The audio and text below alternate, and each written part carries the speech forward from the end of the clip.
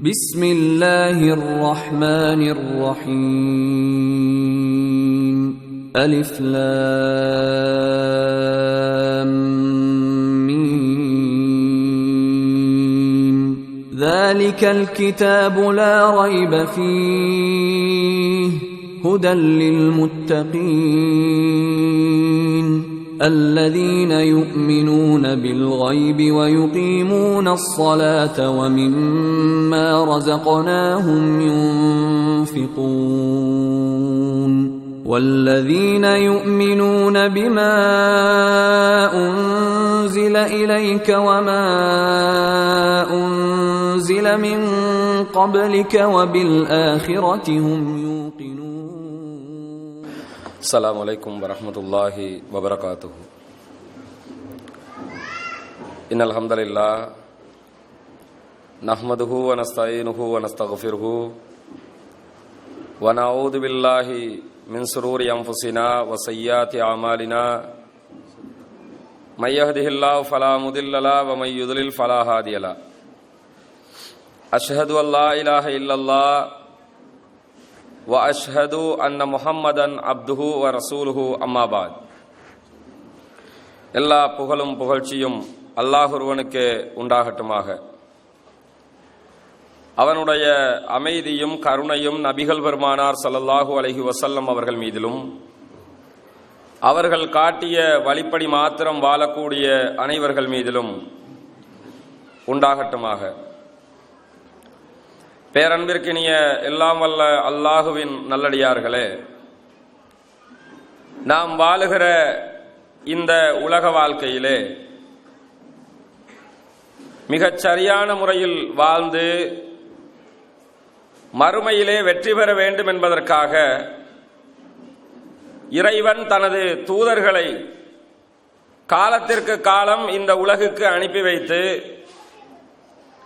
அவர்கள் மூலமாக சரியான வழிகாட்டுதல்கள் எது என்பதையும் நாம் தவிர்த்து நடக்க வேண்டிய தவறான வழிமுறைகள் எது என்பதையும் இனம் பிரித்து காட்டியிருக்கிறார்.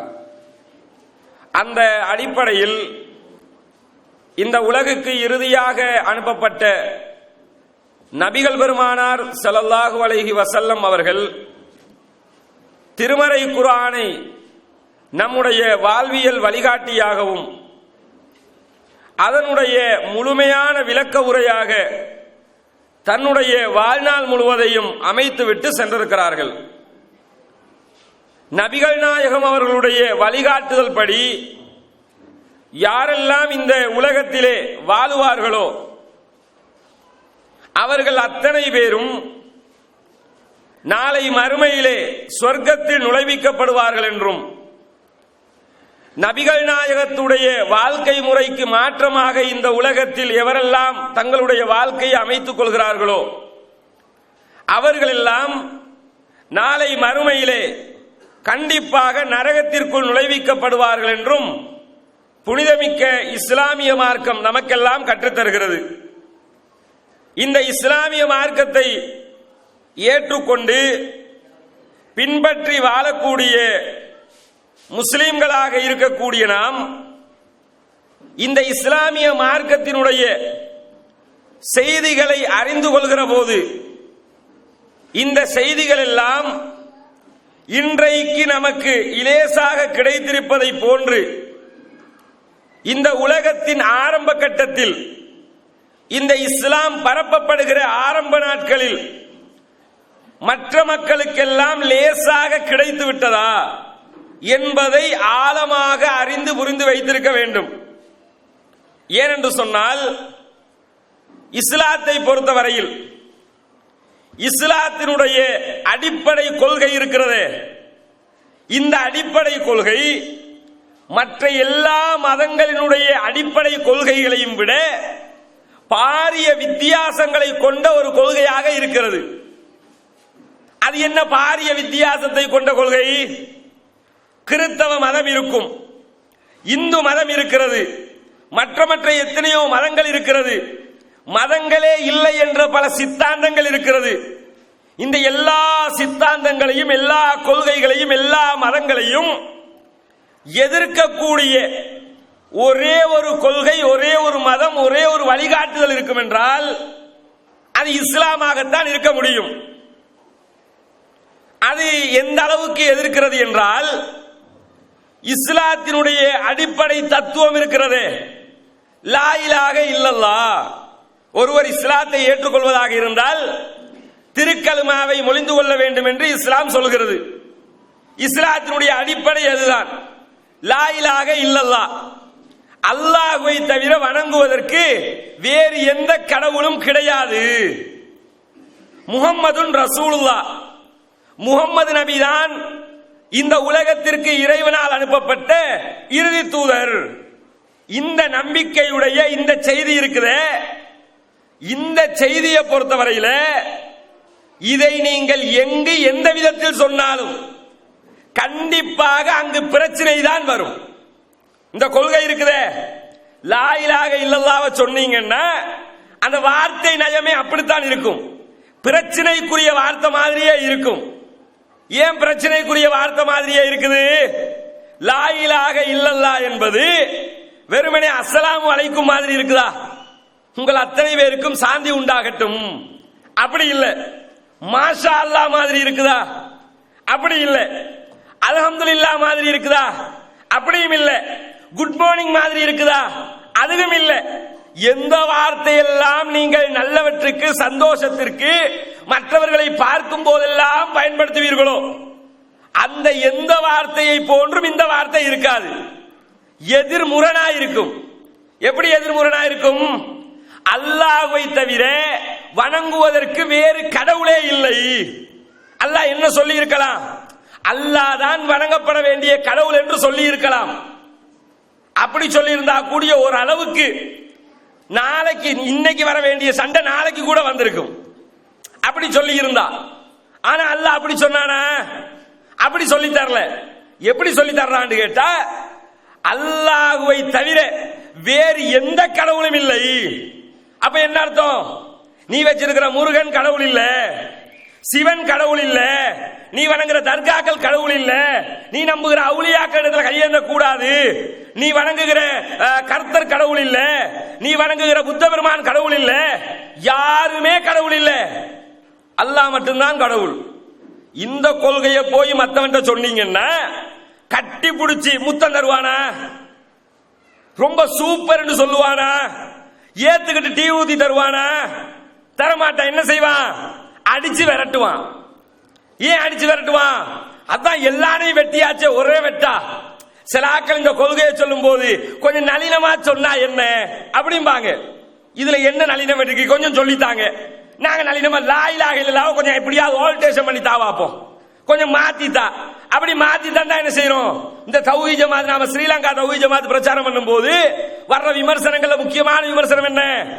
இவங்க வந்து ரொம்ப கராரா பேசுறாங்க, அதிரடியா பேசுறாங்க. நாங்க பேசல பாவா, எங்களுக்கு எந்த தேவையும் இல்ல. அல்லாஹ் அப்படி சொல்லிட்டு போயிட்டான், அவனுடைய தூதர் அப்படி சொல்லிட்டு போயிட்டாங்க, நாங்க என்ன செய்ய முடியும்? விதி அதைத்தான் சொல்லியாகணும்.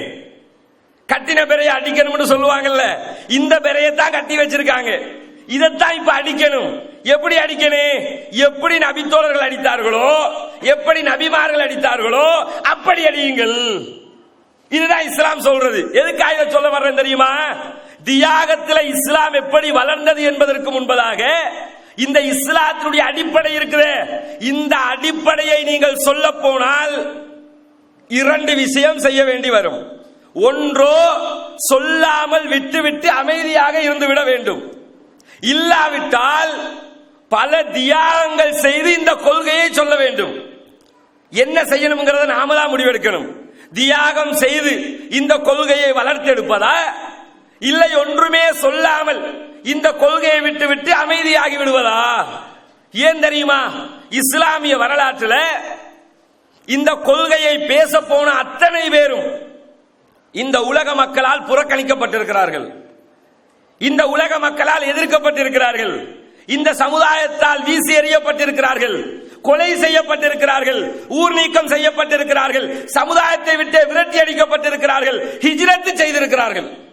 ஒன்றும் செய்ய முடியாது, இதைத்தான் செய்ய முடியும். அந்த அளவுக்கு ஒரு பாரதூரமான மற்ற எல்லா நம்பிக்கைகளையும் விட நம்பிக்கையாக இஸ்லாமிய மார்க்கத்தினுடைய இந்த கொள்கை சார்ந்த நம்பிக்கை இருக்கிறது. லா இலாஹ இல்லல்லாஹ்வுடைய பவர் அப்படிப்பட்ட பவர். எல்லாரையும் எதிர்த்தாத்தான் இந்த கொள்கையை சொல்ல முடியும். பாக்குறமா இல்லையா? எல்லா இடத்துல என்ன சொல்லுவாங்க தெரியுமா? ஏதாவது ஒரு ஊர்ல ஒரு சண்டைன்னு கேள்விப்பட்டா உடனே எல்லாரும் மனசுக்கு என்ன வர்றது? எவனாவது எஸ்எல்டிஜே காரனா இருப்பான். வணங்குதா? எங்கேயாவது ஒரு சண்டை போலீஸ் கேஸ் ஏதாவது எஸ்எம்எஸ் வந்தா எவனாவது பம்பிழுக்கிறது இவங்க தானே, இவங்க தான் சண்டை முடிச்சிருப்பாங்க. அங்க போனா ஷியாக்காரனோட சண்டை, இங்க வந்தா ஜமாத்தே இஸ்லாமியோட சண்டை, இந்த பக்கம் போனா தப்லீகோட சண்டை, அந்த பக்கம் போனா மதுஹபுக்காரனோட சண்டை, அடுத்த பக்கம் கோல்டு டிஸ்ட்ரிக்ட் போனா தரிகாக்காரனோட சண்டை, ஒருத்தனமே இல்லாட்டி பொதுபல சேனாக்காரனோட சண்டை.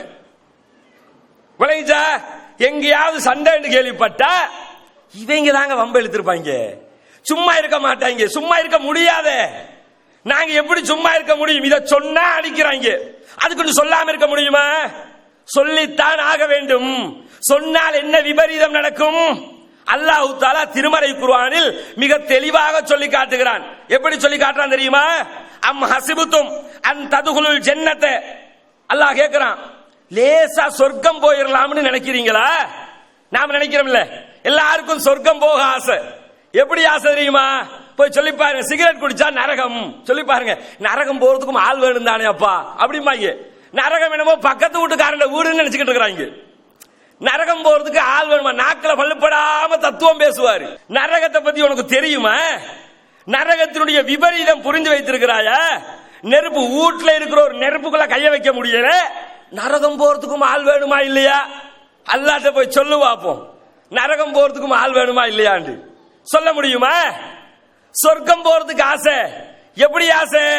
லேசா சொர்க்கம் போயிடணும்.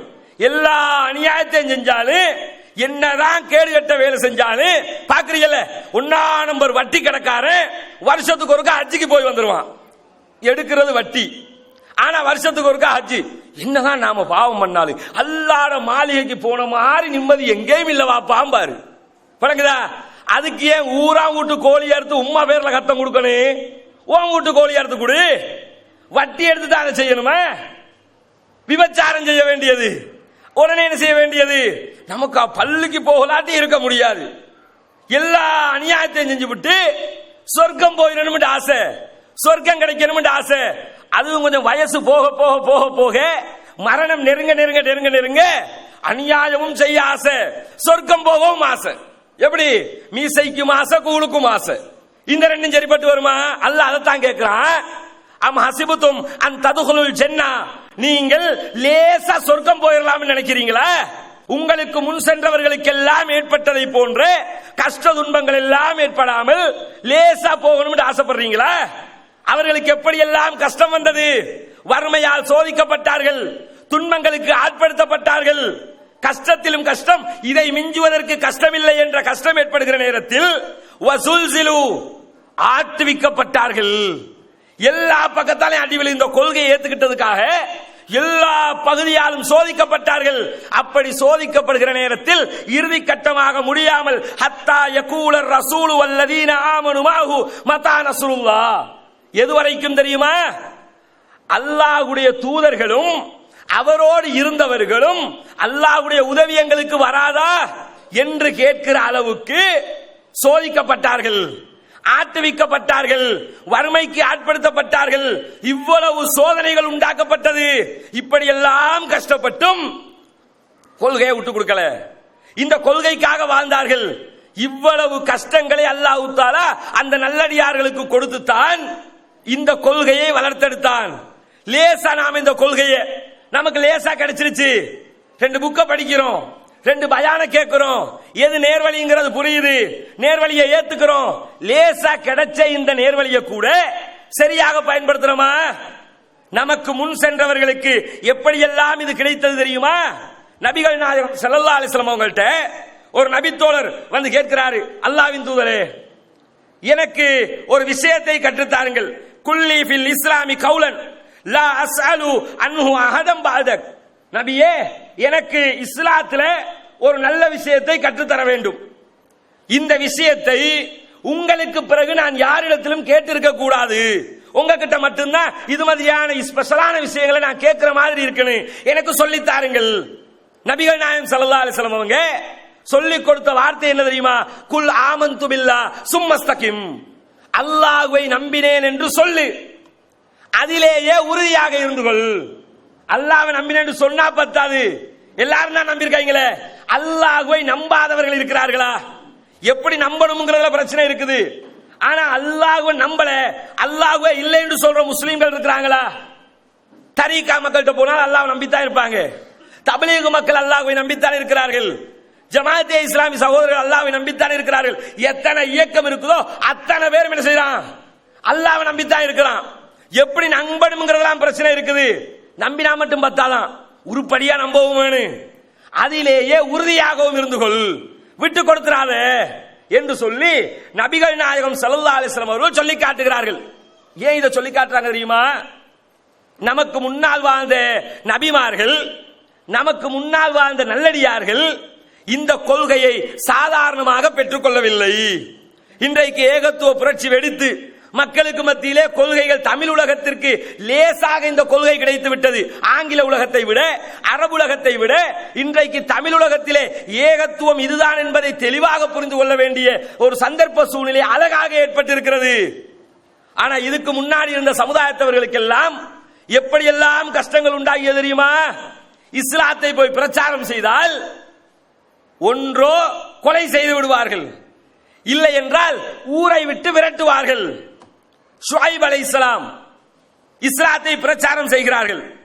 பிரச்சாரம் செய்கிற நேரத்தில் அந்த மக்கள் எல்லாம் வந்து ஷுஐப் அலைஹிஸ்ஸலாத்திடத்தில் சொல்கிறார்கள், லா நுக்ரிஜன்னக யா ஷுஐப், ஷுஐபே உங்களை ஊரை விட்டு துரத்திடுவோம். ஏன் துரத்துவோம்? உங்களை மட்டும் இல்ல, உங்களோட சேர்ந்து யாரெல்லாம் இந்த கொள்கையை ஈமான் கொள்கிறார்களோ, அல்லாஹ்வை மட்டும்தான் வணங்கணும் என்று யாரெல்லாம் சொல்றாங்களோ அவங்களையும் இந்த ஊரை விட்டு துரத்திடுவோம். ஒன்றோ நீங்கள் இந்த ஊரை விட்டு ஓடிவிட வேண்டும், இல்லாவிட்டால் நீங்க எந்த கொள்கை இருந்தீங்களோ அந்த கொள்கைக்கு ரிட்டர்ன் வந்துடணும், எங்களோட வந்து சேர்ந்துருங்க. அப்படித்தானே இப்ப சொல்லுவாங்க. இந்த ஊர்ல இருக்கிறதா இருந்தா நாங்க ஓதுற மாதிரி கத்தம் ஓது, நாங்க ஓதுற மாதிரி கந்தூரி சாப்பிடு, நாங்க செய்யற மாதிரி எல்லா அனாச்சாரத்தையும் செய்யி, நாங்க என்ன அட்டூழியம் பண்றோமோ எல்லா அட்டூழியத்தையும் பண்ணு. நீங்களா புதுசா வந்து வானத்துல இருந்து வந்து விழுந்த மாதிரி தத்துவம் பேசி இதுதான் தௌஹீத்னு சொல்ல வந்து ஒழுக்கமா வாழுங்க, வட்டி எடுக்காதீங்க, விபச்சாரம் செய்யாதீங்க, வரதட்சணை வாங்காதீங்கன்னு சொல்லி தத்துவம் பேச வந்தீங்கன்னா அடிச்சு விரட்டுவோம். சொன்னது மட்டுமில்ல, இதே ஊர்ல விரட்டவும் செய்தார்கள். சொன்னது மட்டுமா? 4 வருடங்களுக்கு முன்பதாக நினைவிருக்கும் இந்த ஊர் மக்களுக்கு. இந்த ஊருக்குள்ள பிரச்சாரம் செய்ய வந்த காரணத்தினால என்ன நடந்தது? அடிண்டா அடி, தர்ம அடி. எப்படி அடி? என்ன நினைச்சிட்டாங்க? அடிச்சு விரட்டினா அட்ரஸ் இல்லாம போயிருவாங்க. கிட்டத்தட்ட 3 கிலோமீட்டர்கள் விரட்டி விரட்டி அடி அடிச்சாங்க. அப்படியே இல்லாம போச்சா? இன்றைக்கு அல்ஹம்துலில்லாஹ் அவ்வளவு பெரிய மர்கஸ், அவ்வளவு பெரிய மர்கஸை உருவாக்கி அவ்வளவு ஊர் முழுக்க ஏகத்துவத்தை சொல்லுகிற அளவுக்கு அல்லாஹ் தஆலா இந்த ஊரிலேயே சத்தியத்தை வளர்த்தெடுத்திருக்கிறான். காரணம் என்ன? நபிமார்களை எப்படி அன்றைய சமூகத்தினர் மிரட்டினார்களோ, சத்தியத்தை சொல்ல விடாமல் தடுத்தார்களோ, இந்த கொள்கையை வளர விடாமல் தடுத்தார்களோ, அதே மாதிரி இன்னைக்கும் தடுக்க பார்ப்பாங்க. என்ன, அந்த காலத்துல வாய் மூலமா தடுப்பாங்க, கை மூலமா தடுப்பாங்க. இந்த காலத்துல பேஸ்புக், வாட்ஸ்அப்னு தடுப்பாங்க. டிஃபரண்ட் என்ன? ஆவுன்னா ஒரு அவதூற பரப்பி விட்டுற வேண்டியது, உடனே லைக் பண்ணி ஷேர் பண்ணிடுவாங்க. இன்னைக்கு இப்படி, அன்றைக்கு அப்படி, டிஃபரண்ட் இவ்வளவுதான். இவ்வளவு கொடுமைகள் செய்து நபிமார்களை மிரட்டுகிறார்கள். கொள்கையை விட்டு கொடுத்தாங்களா? விட்டு கொடுக்கல. நபி இப்ராஹிம் அலைஹிஸ்ஸலாம் அடிக்கடி பேசப்படுகிற ஒரு நபி, அல்லாஹ்வுடைய தோழராக வர்ணிக்கப்பட்ட நபி. அல்லாஹ் தஆலா இத்தகதல்லாஹு இப்ராஹிம கலீலா, இப்ராஹிமை தன்னுடைய உற்ற நண்பனாக ஆக்கி கொண்டான். அவ்வளவுக்கு அவர் என்னங்க செஞ்சாரு? அல்லாஹ்வுடைய ஃப்ரெண்டா, அல்லாஹ் தோழனாக ஆக்கி கொண்டானா? அல்லாஹ் தஆலா தோழனாக ஆக்குற அளவுக்கு அவர் என்னத்தை செஞ்சாரு? என்ன செஞ்சார் தெரியுமா? அவர் செய்த தியாகம் அளப்பரியது.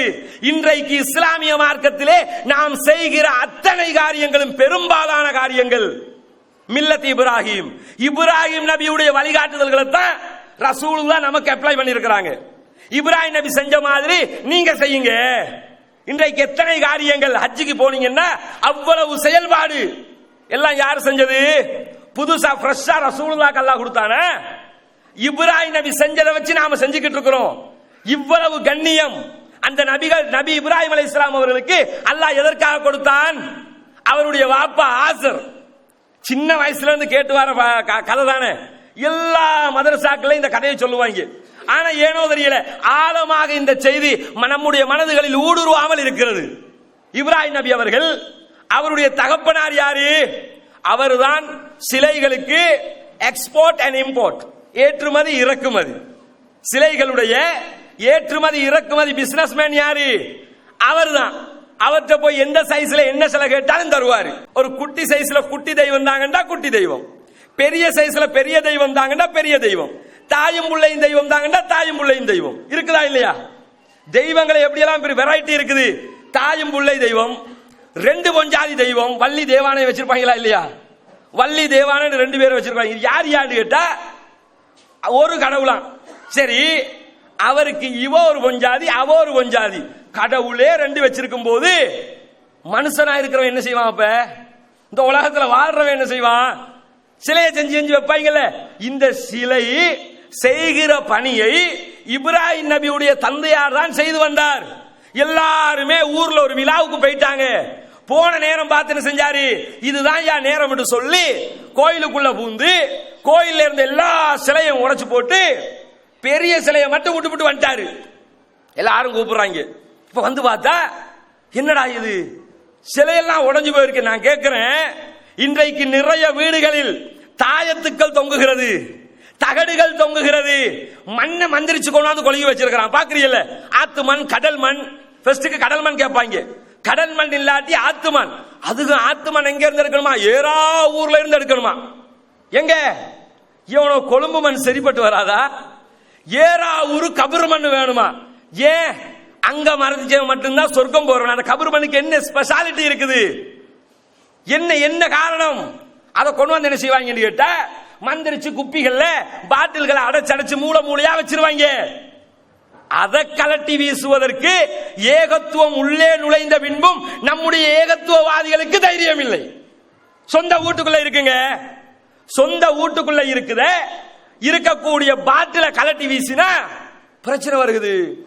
மாமனார் சண்டைக்கு வர்றாரு, மருமகன் சண்டைக்கு வர்றாரு, மச்சான் சண்டைக்கு வருவாரு, வைஃப் பேச மாட்டேங்கிறா, மாமியார் சாப்பாடு தர மாட்டேங்கிறா, உம்மா பேச மாட்டேங்கிறா, மகன் பேச மாட்டேங்கிறான். எத்தனை பிரச்சனைகள்! ஒரு பாட்டில கலட்டுறதுக்கு யோசிக்கிறோம், ஒரு தாயத்தை கலட்டி வீசுவதற்கு சிந்திக்கிறார்கள். சாதாரணமாக இதை செய்யறதுக்கு நாம யோசிக்கிறோமே. நபி இப்ராஹிம் அலைஹிஸ்ஸலாம் ஒரு தனி மனிதர், அல்லாஹ் அவரை ஒரு சமூகமாக சொல்லி காட்டுகிறான். இப்ராஹிம் அவர்கள் ஒரு சமுதாயம். ஏன் ஒரு சமுதாயம் என்று சொல்லி காட்டுகிறான் தெரியுமா? ஒரு சமுதாயம் எந்த காரியத்தை செய்ய வேண்டுமோ அந்த காரியத்தை தனி மனிதனாக இருந்து நபி இப்ராஹிம் செய்தார்கள். எப்படி செய்றாங்க? எல்லாரும் போய் விழா கொண்டாடுவதற்கு சென்று விட்டார்கள். அவருடைய பெருநாள் கொண்டாட போயிட்டாங்க. நேரம் பார்த்துக்கிட்டு இருந்தாரு, எப்படா ஒரு சந்தர்ப்பம் கிடைக்கட்டும், இந்த சிலைகளுக்கெல்லாம் நான் ஒரு காரியம் செய்கிறேன் யோசிச்சு கொண்டிருந்தாரு. எல்லாரும் போயிட்டாங்க. டைம் பார்த்து என்ன செஞ்சாரு? உள்ள பூந்து எல்லா சிலையும் அடிச்சு நொறுக்கி ஒரு சிலையை மட்டும் விட்டுட்டு வந்தாச்சு. ஏன் தெரியுமா? இப்ராஹிம் நபியுடைய பிரச்சாரம் எல்லாம் தத்ரூபமானதாக இருக்கும். இப்ராஹிம் நபியுடைய பிரச்சாரத்தை எடுத்து பார்த்தீங்கன்னா சிந்திக்க தூண்டுற மாதிரி பிரச்சாரம் பண்ணுவாரு. எப்படி பிரச்சாரம் பண்ணுவாரு? சூரியனை காட்டி, பாத்தீங்களா நீங்க எதையோ கல்ல வணங்கிட்டு இருக்கீங்க, இதுதானே கடவுளா இருக்கக்கூடும். சூரியனை இப்ராஹிம் நபி கடவுள்னு சொல்லல, விளங்கப்படுத்துவார். எப்படி நம்ம உலமாக்கள் நினைச்சிட்டாங்கன்னு கேட்டா, சூரியனை கடவுள் என்றார், பிறகு மறைந்து விட்டது, சந்திரனை கடவுள் என்றார், மறைந்து விட்டது, அப்படியெல்லாம் அவர் சொல்லல. என்ன சொன்னாரு? சூரியனை காட்டி, சூரியன் இருக்குதா பாக்குறீங்களா, பெருசா இருக்குதா வெளிச்சம். நபி இப்ராஹிம் அலைஹிஸ்ஸலாம் அவர்கள் சிலைகளை உடைத்த நேரத்தில் இப்ராஹிம் அலைஹிஸ்ஸலாம் அவர்கள் தான் சிலைகளை உடைத்திருப்பார்கள் என்ற ஒரு சந்தேகத்தை சேர்ந்த தலைவர்களுக்கெல்லாம் உண்டாகிறது. ஏன்னா அவர் மட்டும்தான் இந்த கொள்கை அங்க பேசினாரு. சிலையெல்லாம் வணங்க கூடாதுன்றாரு. கூப்பிடுங்க அவரை. கூப்பிட்டு விசாரிக்கிறாங்க. எப்படி விசாரிக்கிறாங்க? இப்ராஹிமே, நீங்க தானே இந்த காரியத்தை பார்த்தது, நீங்க தானே எங்க சிலையெல்லாம் உடைச்சது, இப்படி அநியாயத்தை நீங்க தானே பண்ணீங்க, தயவு செஞ்சு சொல்லிருங்க. சொல்லும் போது இப்ராஹிம் அலைஹிஸ்ஸலாம் அவங்க என்ன பதில் சொன்னாங்க தெரியுமா? அதுதான் பெரிய ஆளை விட்டுட்டு வந்திருக்கிறோம்ல, அவர்கிட்ட கேளுங்க. அவர் என்ன சொன்னாரு? எல்லாத்தையும் உடைச்சவன் எல்லாத்தையும் உடைச்சுட்டு உங்க பெரிய ஆளை விட்டுட்டு போயிட்டானா இல்லையா? பெரிய சிலை இருக்குதா இல்லையா? மூத்த மனுஷன் இருக்காரா இல்லையா? அவர்கிட்ட கேளுங்க. அவர் பட்டு பட்டு பட்டு பட்டுன்னு சொல்லிட போறாரு. ஃபங்க்ஷன் பண்ணின ரோபோ மாதிரி விஷயம் எல்லாம் வெளியே வந்துட போகுது, கேட்டு தெரிஞ்சுக்கிறீங்க அப்படின்றாரு. உடனே என்ன சொன்னாங்க? என்ன இப்ராஹிமே, சின்ன பிள்ளைத்தனமா இருக்குதா இல்லையா? ஏன் இப்படி கேக்குறீங்க? புரிய மாட்டேங்கிறீங்களே. சிலை அது, கல்லு, அது எப்படி பேசும்? இத நான் சொன்னா எனக்கு அடிப்பீங்க, நீ சொன்னா நான் ரசிக்கணுமா? யதார்த்தம் தானே. இறைவனிடம் கையேந்துங்க நாவூர் அணிவா பாட்டு படிச்சா என்ன பாட்டு, என்ன ரசனைன்னு ரசிப்பாங்க. இதையே நாம சொன்னா அடிப்பாங்க. அல்லாஹ்ட்ட மட்டும் துஆ கேளு, அவுலியாக்கிட்ட கேட்காத, அல்லாஹ்ட்ட மட்டும், அல்லாஹ்வை மட்டும் வணங்கு, வேற யாரையும் வணங்காத நாம சொன்னா நமக்கு அடி. நாவூர் அணிவா சொன்னா சூப்பர், ஏகத்துவ பாடகர் அவரு. என்ன ஏகத்துவ பாடகர் அவரு? அவருக்கு என்ன மகிமை இருக்கு இந்த மார்க்கத்துல? என்ன கிழிச்சார் இந்த மார்க்கத்துக்காக? செஞ்சது முழுக்க சிறுக்கு. சிறுக்கை வளர்த்ததில் முதன்மை இடம் அவருக்கு உண்டு. சினிமா பாடல்கள் முதல் கொண்டு இஸ்லாமிய கீதம் என்ற பெயர்ல இஸ்லாத்தை சீரழித்து சஹாபாக்களை கேவலப்படுத்தி அத்தனை அநியாயங்களையும் செய்த ஒரு பாடகர் முஸ்லிம்களுக்கு மத்தியில பெரிய கண்ணியவான். சிறுக்கை வளர்த்ததற்காக இந்த மாதிரி சிறுக்கை உடைக்கிற கொள்கையை இப்ராஹிம் அலைஹிஸ்ஸலாம் அவங்க என்ன செய்யறாங்கன்னா தத்ரூபமா செஞ்சு காட்டுறாங்க. அதற்கு அன்றைய கால மக்கள் கொடுத்த தண்டனை என்ன? நெருப்பு குண்டத்தை உண்டாக்கி நெருப்பிலே இப்ராஹிம் நபி அவர்களை தூக்கி போட்டார்களா இல்லையா? நெருப்பில் தூக்கி போட்டும் இந்த கொள்கையை சொல்வதற்கு அவர்கள் தயங்கவில்லை, விட்டுக் கொடுக்கவில்லை. இவ்வளவு தியாகங்களை செய்து ஒரு சமுதாயம் என்ன வேலையை செய்யுமோ அந்த வேலையை நபி இப்ராஹிம் அலைஹிஸ்ஸலாம் அவர்கள் செய்தார்கள் என்பதற்காகத்தான் அல்லாஹ் தஆலாவே நபி இப்ராஹிம் அலைஹிஸ்ஸலாம் அவர்களை தன்னுடைய நண்பனாக சித்தரித்து காட்டுகிறார். அவ்வளவு பெரிய தியாகத்தை செய்துதான் இந்த இஸ்லாமிய மார்க்கத்தை, அல்லாஹ்வை மட்டும் வணங்க வேண்டும் என்ற கொள்கையை நபி இப்ராஹிம் அலைஹிஸ்ஸலாம் அவர்கள் இந்த உலகத்திலே நிலைநிறுத்தி விட்டு சென்றார்கள். அல்லாஹ் அவருக்கு ரஹ்மத் செய்ய வேண்டும். எந்த அளவுக்கு கேட்டா, நபிகள் நாயகம் ஸல்லல்லாஹு அலைஹி வஸல்லம் அவர்கள் இந்த ஏகத்துவ பிரச்சாரத்தை, இந்த இஸ்லாமிய பிரச்சாரத்தை இந்த உலகத்திலே செய்கிற நேரத்தில் எந்த அளவுக்கு கஷ்டப்பட்டாங்க தெரியுமா? நிறைய வரலாறுகள் கேள்விப்பட்டிருப்பீர்கள். அந்த வரலாறுகள் எல்லாம் ரசிப்பதற்கல்ல, அனுபவித்து அப்படியே ரசிச்சுட்டு பாவம் இவ்வளவு கஷ்டப்பட்டிருக்கிறாங்க இப்படி நினைச்சிட்டு போறதுக்கு அந்த வரலாறுகள் எல்லாம் அதுக்காக அல்ல. நமக்கு லேசாக இந்த கொள்கை கிடைத்து விட்டது, உள்ளங்கையில் நெல்லிக்கனி போல் அனுபவித்து விட்டோம், லேசா எடுத்துக்கிட்டோம். ஆனா நமக்கு முன்னால் சென்றவர்களுக்கு இப்படி லேசா கிடைக்கல. சத்தியம் லேசாக வந்து அவங்க காலட்ட விழல, மண்டியிடல, நிறைய கஷ்டப்பட்டார்கள். நபிகள் பெருமானார் ஸல்லல்லாஹு அலைஹி வஸல்லம் அவர்கள் இந்த கொள்கையை சொல்ல ஆரம்பிக்கிற நேரத்தில் நபிகள் நாயகத்திடத்தில் ஜிப்ரீல் வந்ததாக வரக்கத் இப்னு நௌஃபல் ரலியல்லாஹு அன்ஹு அவரிடத்தில் போய் தகவல் சொல்லப்படுகிறது. வரக்கத் இப்னு நௌஃபல் இஸ்லாமிய வரலாற்றில் முதன்முறையாக இஸ்லாத்தை ஏற்றுக்கொண்டவர். அபூபக்கர் சித்திக் ரலியல்லாஹு அன்ஹுவோ, ஹதீஜா ரலியல்லாஹு அன்ஹுவோ, அலி ரலியல்லாஹு அன்ஹுவோ இஸ்லாத்தை முதல்ல ஏத்துக்கறல. முதலாக இஸ்லாத்தை ஏற்றுக்கொண்டவர் வரக்கத் இப்னு நௌஃபல் அவர்கள். எப்படி ஏத்துக்கிறாரு? வரக்கத் இப்னு நௌஃபல் பைபிளை படித்தவராக இருந்தார், இஞ்சிலை கற்றவராக இருந்தார். நபிகள் நாயகத்துக்கு வஹி வந்த செய்தியை நபிகள் நாயகம் அவர்களை அழைத்துக் கொண்டு ஹதீஜா அம்மையார் வரக்கத் இப்னு நௌஃபல் இடத்தில் சொல்லுகிறார்களாம். சொல்லுகிற நேரத்தில் வரக்கத் இப்னு நௌஃபல் ரலியல்லாஹு அன்ஹு அவர்கள் சொல்லுகிறார்கள், முஹம்மதே, உங்களிடத்தில் வந்தவர் யார் தெரியுமா? மூசாவிடத்தில் வந்த நாமூஸ் தான் உங்களிடத்திலும் வந்திருக்கிறார், ஜிப்ரீல் தான் வந்திருக்கிறார். நீங்கள் இந்த கொள்கையை பிரச்சாரம் செய்கிற நேரத்தில் இந்த ஊர் மக்கள் உங்களை ஊர் நீக்கம் செய்வார்கள், உங்களை அடித்து விரட்டுவார்கள். ரசூலுல்லாஹ் கேட்கிறாங்க, என்ன அடிச்சு விரட்டுவாங்களா? ஏன் ஆச்சரியப்பட்டு ரசூலுல்லாஹ் கேட்கிறாங்க தெரியுமா? நபிகள் நாயகத்தின் மேல் அவ்வளவு கண்ணியத்தை அந்த சமுதாயம் வைத்திருந்தது. ரசூலுல்லாஹ்னா வலது கண்ணும் இடது கண்ணும் மாறி அவங்களுக்கு கண்ணுல ஒத்திக்கிடுவாங்க முகமது என்று சொன்னா. அவ்வளவு கண்ணியம். அல் அமீன் என்று பட்டம் கொடுத்தது யாரு? அஸ்ஸாதிக் என்று பட்டம் கொடுத்தது யார்? நம்பிக்கைக்குரியவர், உண்மையாளர். இதெல்லாம் பெரிய பட்டம் பதவி எல்லாம் கொடுத்து கண்ணியப்படுத்தினார்கள். அப்படி கண்ணியப்படுத்தின இந்த சமுதாயம் என்ன அடிச்சு விரட்டுவாங்களா? கன்ஃபார்மா அடிச்சு விரட்டுவாங்க. அப்படி நீங்கள் துரத்தப்படுகிற நேரத்தில் இந்த உலகத்திலே நான் உயிரோடு இருந்தால் உங்களோடு இணைந்து இந்த கொள்கைக்கு நான் வலு சேர்ப்பேன் அப்படின்னு சொல்லி அன்னைக்கே வரக்கத் இப்னு நௌஃபல் ரலியல்லாஹு அன்ஹு சொல்றாங்க. பிற்காலத்தில் ஆயிஷா ரலியல்லாஹு அன்ஹா கேட்பாங்க, வரக்கத் இப்னு நௌஃபலுடைய நிலை என்ன? அவர் சொர்க்கத்துக்குரியவர் என்று நபிகள் பெருமானார் ஸல்லல்லாஹு அலைஹி வஸல்லம் அவர்கள் சொல்லுவார்கள். என்ன பார்க்கிறோம் இந்த சம்பவத்தில்? யோசிச்சு பாருங்க, நபிகள் நாயகம் ஸல்லல்லாஹு அலைஹி வஸல்லம் அவங்க இந்த சமுதாயத்தில் எப்படி பழக்கப்பட்டார்கள்? இந்த கொள்கையை சொல்றதுக்கு முன்னாடி, இந்த ஊருக்குள்ள இந்த கொள்கையை சொல்றதுக்கு முன்னாடி மக்கள் உங்களை எப்படி பார்த்திருப்பார்? ஆஜியார் என்ன செய்து, நல்லா இருக்கிறீங்களா அப்படின்னு சொல்லி டீ குடிக்கிறீங்களா, காபி குடிக்கிறீங்களா, ட்ரிங்க்ஸ் எதுவும் அடிக்கிறீங்களா, வாங்கல எங்களை வீட்டுக்கு போவோம், 4 விஷயம் பேசிக்கிட்டு இருப்போம். இவ்வளவு அன்பாக பண்பாக பாசமாக பழகிய மக்கள் அல்லாஹ்வை மட்டும் வணங்கு, அவன் தூதர் சொன்னதை கேளு, பிதஅத் செய்யாத, சிறுக்கு செய்யாத, மூட கொள்கைகளை விட்டு பெண்களுக்கு கண்ணியம் கொடு, வரதட்சணை எடுக்காத, வட்டி எடுக்காத, விபச்சாரம் செய்யாத என்று கொள்கையை சொன்ன எப்படி பார்ப்பாங்க? வர்றாரு அவர் இதாக்கும். எப்படி அவ்வளவு காலமாக ஆஜியார்னு சொல்லி அழகா பேசியிருப்பான், அவ்வளவு காலமா சலாம் சொல்லி கண்ணியமா பழகிருப்பான். இந்த கொள்கையை சொல்ல ஆரம்பிச்சோம்னு வைங்க, வர்றது தௌஹீத் ஜமாத்துன்னு கூட சொல்ல மாட்டாங்க, உங்களுக்கு தௌஆக்கும், வஹாபி வஹாபி வணங்க, இப்படி ஏதாவது ஒரு கிண்டல் பேரை சொல்லி இல்லாட்டி இப்படி காட்டுறது, சைக்கின இப்படி காட்டுறது, இப்படி காட்டினியா விரலாட்டி வர்றான். இவ்வளவு காலமா உங்க கூட தானே இருந்தா, நீங்க தானே பாவா இவ்வளவு நல்ல பேர்கள் எல்லாம் சொல்லி அழைச்சிங்க, இவ்வளவு பெருமை பேர்கள் எல்லாம் நீங்க தானே சொன்னீங்க, இந்த ஊர்ல இருக்கிற நல்ல மனிதர்களில் இவரும் ஒருவர் என்று நீங்கள் தானே சொன்னீர்கள். அப்படிப்பட்டவரை நீங்கள் ஏன் இப்பொழுது கேவலப்படுத்துகிறீர்கள்? காரணம் என்ன? அவர் இப்பொழுது சத்தியத்தை சொல்ல ஆரம்பித்து விட்டார். அதைத்தான் வரக்கத் இப்னு நௌஃபல் சொல்லுகிறார், இந்த ஊர் மக்கள் உங்களை இந்த ஊரை விட்டு துரத்துவார்கள். நபிகள் நாயகம் ஸல்லல்லாஹு அலைஹி வஸல்லம் அவங்க கஅபத்துல்லாஹ்வில் தொழுகைக்காக செல்கிறார்களாம். ரசூலுல்லாஹி ஸல்லல்லாஹு அலைஹி வஸல்லம் அவங்க கஅபத்துல்லாஹ்வுடைய வாசல், கஅபத்துல்லாஹ்க்குள்ள போக விட மாட்டாங்க, கஅபத்துல்லாஹ் வாசல் வரைக்கும் ரசூலுல்லாஹ் போய் தொழுவாங்க. தொழுகிற நேரத்தில் அபூ ஜஹல், உத்பா, ஷைபா இது மாதிரியான மிகப்பெரிய காபிர்களின் தளபதிகள் எல்லாம் கஅபத்துல்லாஹ்வுல உட்கார்ந்து அரட்டை அடிச்சுக்கிட்டு இருப்பாங்க, பேசிக்கொண்டிருப்பாங்க. பேசிக்கொண்டிருக்கிற நேரத்தில் நபிகள் நாயகம் ஸல்லல்லாஹு அலைஹி வஸல்லம் அவர்கள் போய் தொழுது கொண்டு சுஜூதுக்கு செல்லுகிறார்கள்.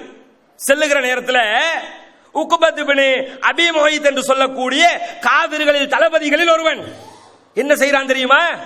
நபிகள் நாயகம் ஸல்லல்லாஹு அலைஹி வஸல்லம் அவங்க சுஜூதுக்கு போய் இருப்புக்கு வந்ததோட ஓடி வந்து அவனுடைய புடவை போட்டு போத்திக்கிட்டு இருந்த ஒரு புடவையை கொண்டு வந்து நபிகள் நாயகத்துடைய கழுத்தை நெரிக்கிறான் கொல்றதுக்கு.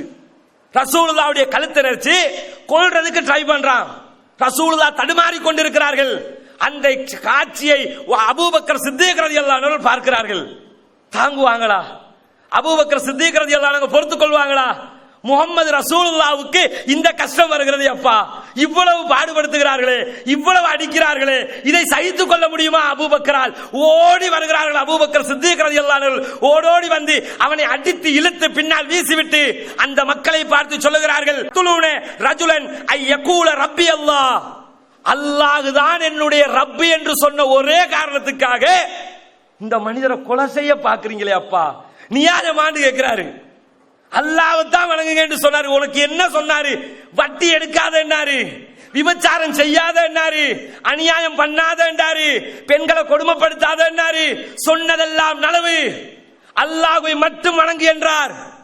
அல்லாஹ்வை மட்டும் வணங்கி என்று சொன்ன காரணத்திற்காக அல்லாஹ்வுடைய தூதர் ஸல்லல்லாஹு அலைஹி வஸல்லம் அவர்களை கொல்ல பார்க்கிறாயே படுபாவி என்று சொல்லி அவனை இழுத்து வீசுகிறார்கள் அபூபக்கர் சித்தீக் அவர்கள். அப்பவே ஒரு கண்ணு வச்சாங்க, இந்த அபூபக்கருக்கு ஏதாவது செய்ய வேண்டும், இவரை ஒரு தாக்க வேண்டும், இவருக்கு அடிக்க வேண்டும், அபூபக்கரை இல்லாமலாக்க வேண்டும். காரணம் என்ன தெரியுமா? நபிகள் நாயகத்திற்கு ஏதாவது பிரச்சனை என்றால் மக்கமா நகரிலே உயிர் கொடுப்பதற்கு முதல் வரிசையில் முதலாளாக நிற்பவர் அபூபக்கர் சித்தீக் ரலியல்லாஹு அன்ஹு அவர்கள். இன்றைக்கு இந்த உலகத்தை நாசக்காடாக்க வந்த ஷியாக்கள் இந்த அபூபக்கர் சித்தீக் ரலியல்லாஹு அன்ஹு அவர்களை முனாஃபிக்காக சித்தரிக்கிறார்கள். யோசித்து பாருங்கள், சொல்ல முடியுமா? இந்த கண்ணியமிக்க நபித்தோழரை பார்த்து அப்படி சொல்ல முடியுமா? இந்த கண்ணியமிக்க அபூபக்கர் சித்தீக் ரலியல்லாஹு அன்ஹு அவர்கள் முஹம்மது நபி ஸல்லல்லாஹு அலைஹி வஸல்லம் அவர்களுக்கு காக்கும் அரணாக இருந்து கொண்டிருக்கிறார்கள். முடியல, எவ்வளவோ தாக்கு பிடிச்சு பார்த்தாங்க, முடியாம என்ன செய்யறாங்கன்னு கேட்டா, நான் ஹிஜ்ரத் போறேன்னு சொல்லிட்டு போறாங்க. முதலாவது ஹிஜ்ரத் போற வழியில பர்குல் கிமாத் என்று சொல்லி ஒரு பள்ளத்தாக்கு, மக்கமா நகரை தாண்டுகிற நேரத்தில் ஒரு பள்ளத்தாக்கு இருக்கிறது. அந்த இடத்துக்கு பேரு பர்குல் கிமாத். அந்த பர்குல் கிமாத் என்ற இடத்துல ஒரு மனிதரை சந்திக்கிறார். அவர் பார்க்கிறாரு, அபூபக்கரே என்னங்க பாலைவனத்தில் நிக்கிறீங்க, என்ன செய்யறீங்க? ஒன்னும் செய்யல, நான் ஊரை விட்டு போறேன். ஏன் ஊரை விட்டு போறீங்க? எனக்கு அந்த ஊர்ல என்னுடைய மார்க்கத்தை கடைபிடிக்க முடியவில்லை, மக்கமா நகரிலே மார்க்கத்தை கடைபிடிக்க முடியவில்லை, அதனால் இந்த ஊரை விட்டு நான் செல்ல போகிறேன். சொல்லும் போது அந்த மனிதர் சொல்லுகிறார், அபூபக்கரே மக்காவிலே இருந்த ஒரு சில நல்லவர்களில் நீங்களும் ஒருவர். ஏழைகளுக்கு உதவுகிறீர்கள், உறவினர்களை கண்ணியப்படுத்துகிறீர்கள், விருந்தாளிகளை வரவேற்கிறீர்கள், கஷ்டப்படுபவர்களுக்கு உதவுகிறீர்கள். இப்படியெல்லாம் நலவு செய்கிற உங்களை வெளியேற்றினால் அந்த மக்கமா நகரிலே யாரப்பா நல்லவர்கள் இருப்பார்கள்? நீங்கள் போக வேண்டாம், நான் உங்களை பாதுகாக்கிறேன், நான் உங்களுக்கு பொறுப்பெடுக்கிறேன், வாங்க போகலாம் மக்காவுக்கு சொல்லி அழைச்சுக்கிட்டு வர்றாரு. வந்தா எல்லா தலைவர்களும் காபத்துல்லாவில் கூடியிருக்கிறார்கள். Utbah, Shaybah, Abu Jahl, Abu Lahab, அப்படி பெரிய பெரிய தலைவர்கள் எல்லாம் இருக்கிறார்கள். அபூபக்கரை உள்ள விட முடியாது. என்ன கட்டளை? மக்காவுக்குள்ள அனுமதிக்க முடியாது. இவர் என்ன சொல்றாரு? என் பொறுப்பில் நான் கொண்டு வந்திருக்கிறேன், ஏதாவது நடந்தால் நான் பொறுப்பு அப்படிங்கிறாரு. சரி, என்ன நடந்தாலும் நீங்கள் பொறுப்பு. அவர் பொறுப்புல ஆளை உள்ள விடுறாங்க. உள்ள விட்டா என்ன நிபந்தனை தெரியுமா? அபூபக்கரே மக்காவுக்குள் நீங்கள் எது வேண்டும் என்றாலும் செய்யலாம், ஆனால் பகிரங்கமாக தொழக்கூடாது, பகிரங்கமாக நீங்கள் எந்த ஒரு இபாதத்தையும் செய்யக்கூடாது, திருமறை குர்ஆனை பகிரங்கமாக ஓதக்கூடாது.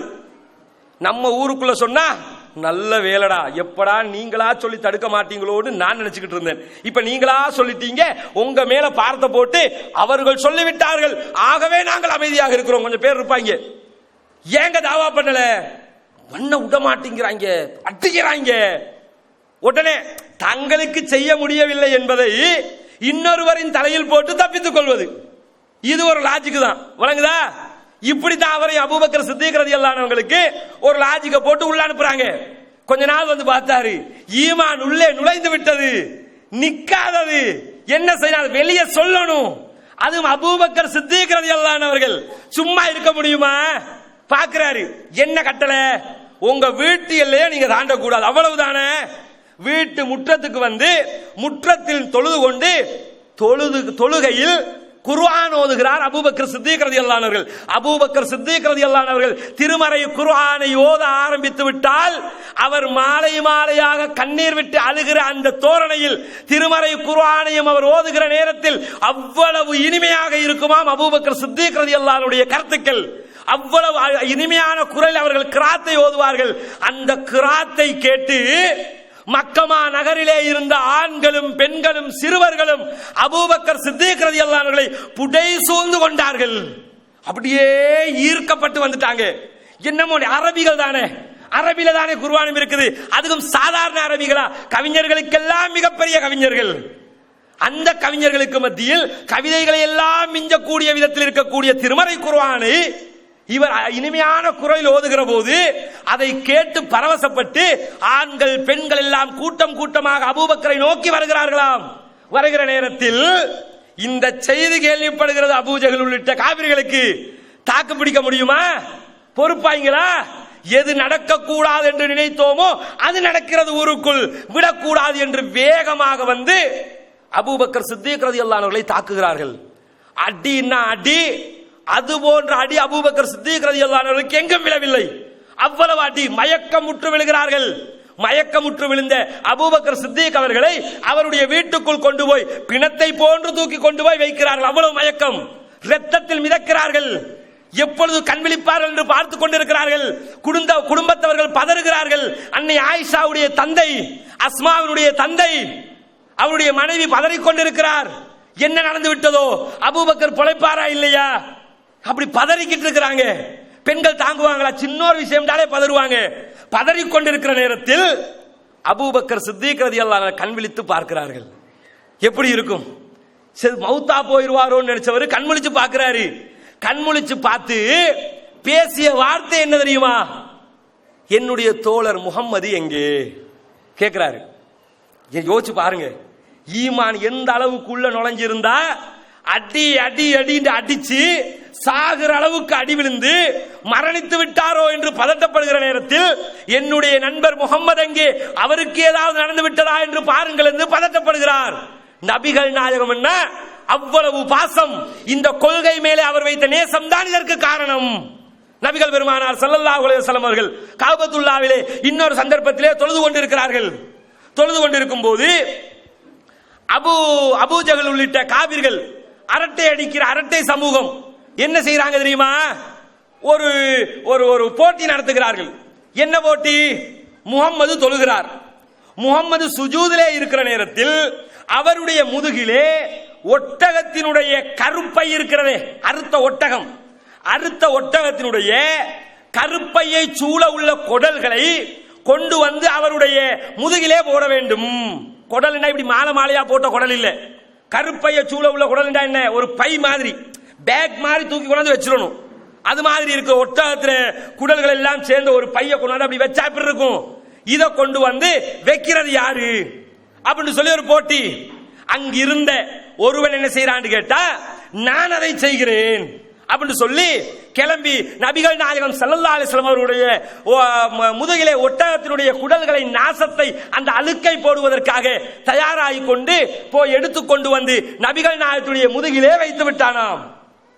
இப்னு மஸ்ஊத் ரலியல்லாஹு அன்ஹு அவர்கள் சொல்கிறார்கள், நான் அந்த நேரத்திலே மக்காவில் தான் இருந்தேன், இதையெல்லாம் பார்த்து கொண்டுதான் இருந்தேன்.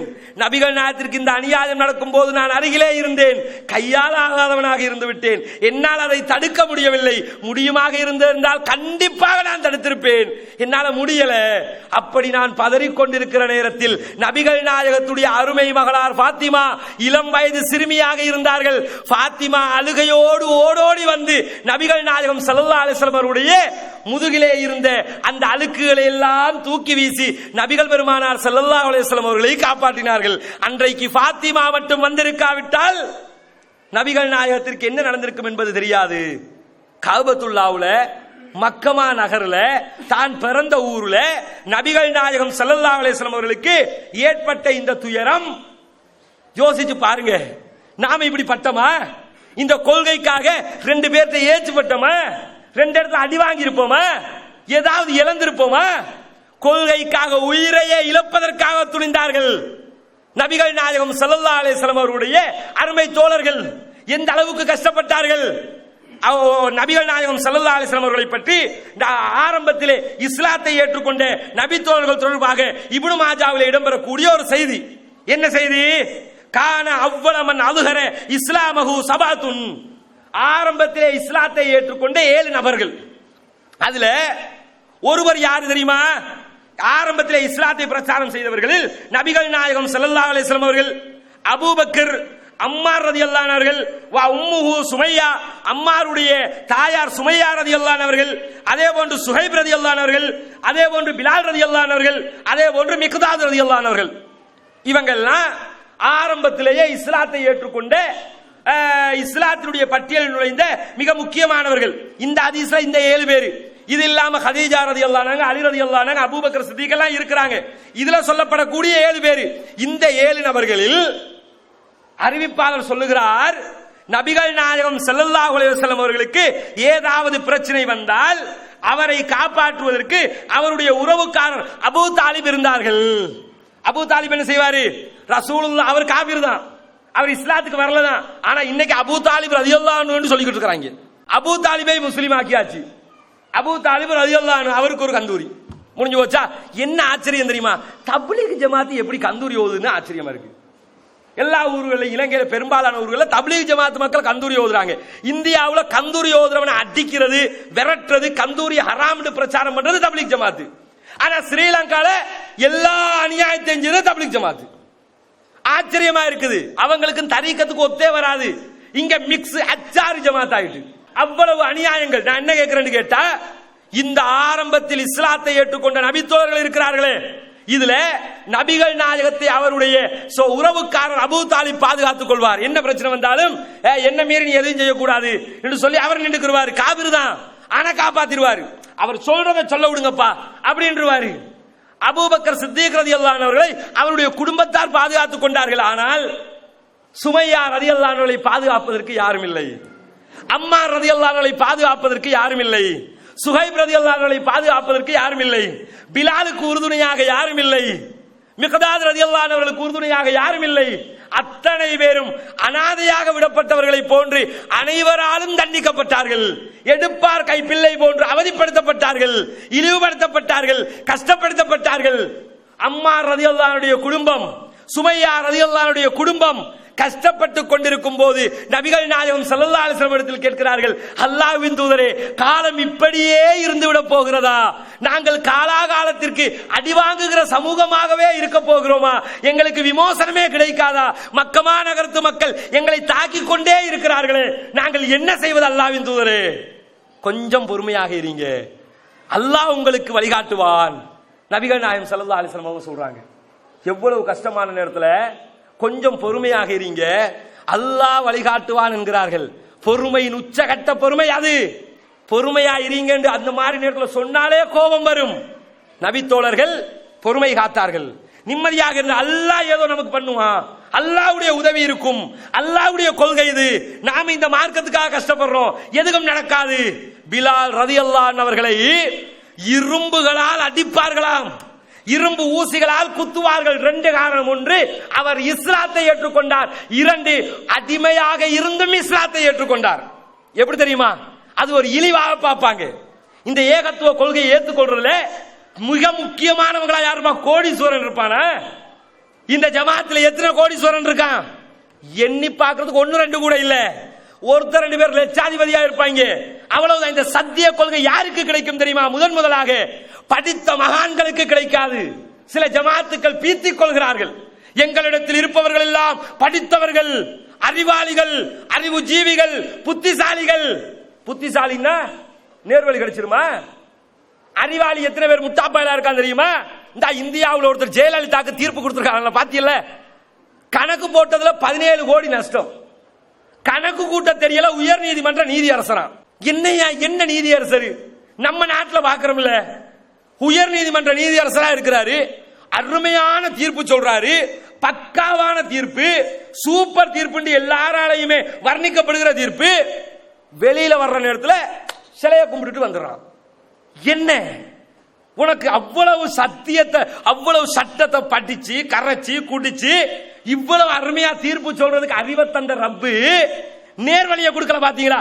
கல்லுக்கு சக்தி இல்லை என்பது புரியவில்லை, சட்டம் புரிகிறது, நாட்டு நடப்பு புரிகிறது, அரசியல் தெரிகிறது. கல்லுக்கு சக்தி இல்லைன்னு புரியுது இல்ல. ஆச்சரியமா இருக்குது. காரணம் என்ன? படித்தவர்களுக்கு நேர்வழி கிடைக்கும் என்றால் உலகத்தில் இருக்கிற படிச்சவன் தான் முதல்ல சொர்க்கம் போகணும். பாமரர்களுக்கு தான் முதல்ல நேர்வழி கிடைக்கும். யோசிச்சு பாருங்க, பணக்காரனை விட பல வருடங்களுக்கு முன்பதாக ஏழைகள் சொர்க்கத்திற்கு சென்று விடுவார்கள் என்று ஹதீஸ்கள்ல பாக்குறோம். ஏன்னா அவசரமா அவங்க ஏத்துக்குவாங்க. விவசாயியா இருப்பான், கடையில கூலி வேலை செய்யறவனா இருப்பான், சத்தியம் லேசா போச்சு. அபூஜகளுக்கு கிடைக்காத சத்தியம் பிலால் ரலியல்லாஹு அன்ஹுவுக்கு கிடைச்சது. உத்பாவுக்கு கிடைக்காத சத்தியம் மிக்தாத் ரலியல்லாஹு அன்ஹுவுக்கு கிடைச்சது. எவ்வாறு கிடைத்தது? பேசுறாங்கல்ல, வந்து பேரம் பேசுறாங்க, முகமதே நாங்கள் உங்களுடைய மார்க்கத்துக்கு வர தயார், வருவதாக இருந்தால் உங்களோடு இருக்கிற இந்த இழிவடைந்தவர்களை நீங்கள் ஒதுக்கிவிட வேண்டும். யாரையா? பிலாலை தூக்கி தூரமா வச்சிடணும், மிக்தாதை தூக்கி தூரமா வச்சிடணும். மற்ற சஹாபாக்கள் கொஞ்சம் அவங்க ஒரு மாதிரியானாக்கல்ல, ஏழை பரதேசி இல்ல, நம்ம ஊருக்குள்ளே அப்படி இருக்கும். சத்தியத்தை ஏற்றுக்கொள்ள நேரத்தில் ஏழையாக இருந்து கடையில கூலி வேலை செய்வாரு. அவர் வந்து கத்தம் பாத்தியா கந்தூரி பிதியத்தி எல்லா முசீபத்தையும் செஞ்சு கொண்டிருக்கல, ரொம்ப தோலுக்கு மேல தோல் போட்டு ரொம்ப நல்லா பழகுவாங்க. அதே மனிதர் ஏகத்துவத்தை ஏற்றுக்கொண்டு விட்டால் எப்படி கிண்டல் பண்ணுவாங்க தெரியுமா? திங்க சாப்பிடுறதுக்கு வக்கில்ல, இது குர்ஆன் ஹதீஸ் பேசுது. எப்படி பேசுவார்கள்? நான் கேட்கிறேன், இப்படி பேசுபவர்கள் வெட்கப்பட வேண்டாமா? உனக்கு கிடைக்காத நேர்வழி அவனுக்கு கிடைத்து விட்டதப்பா. உனக்கு புரியாத குர்ஆன் அவனுக்கு புரியல என்று மக்கு மாஃபியா இருக்கிற. ஆனா அவனுக்கு புரிஞ்சிட்டு அவன் இந்த ஏகத்துவத்தை ஏத்துக்கிட்டான். அல்லாஹ்னா யாருன்னு விளங்கிருச்சு, தூதர்னா யாருன்னு விளங்கிருச்சு. இத புரிய மாட்டேன் என்கிறார்கள். யோசித்து பாருங்கள், இதைத்தான் பிலாலுக்கும் செய்தார்கள். பிலாலே, நீ அடிமையாக இருக்கிறாய். அடிமையா இருந்தா நாங்க சொல்றத நீ கேளு, நீ சொல்றத நாங்க எப்படி கேட்க முடியும்? நீ இஸ்லாத்தை ஏத்துக்கிட்டு வருவே, நாங்க ஏத்துக்கிட்டு இருக்கணுமா? நீ என்னுடைய அடிமை, நான் சொல்வதை கேட்க வேண்டும் என்று சொல்லி அவருக்கு இரும்புகளால் அடித்தார்கள். தாக்குதல் நடத்தினார்கள்.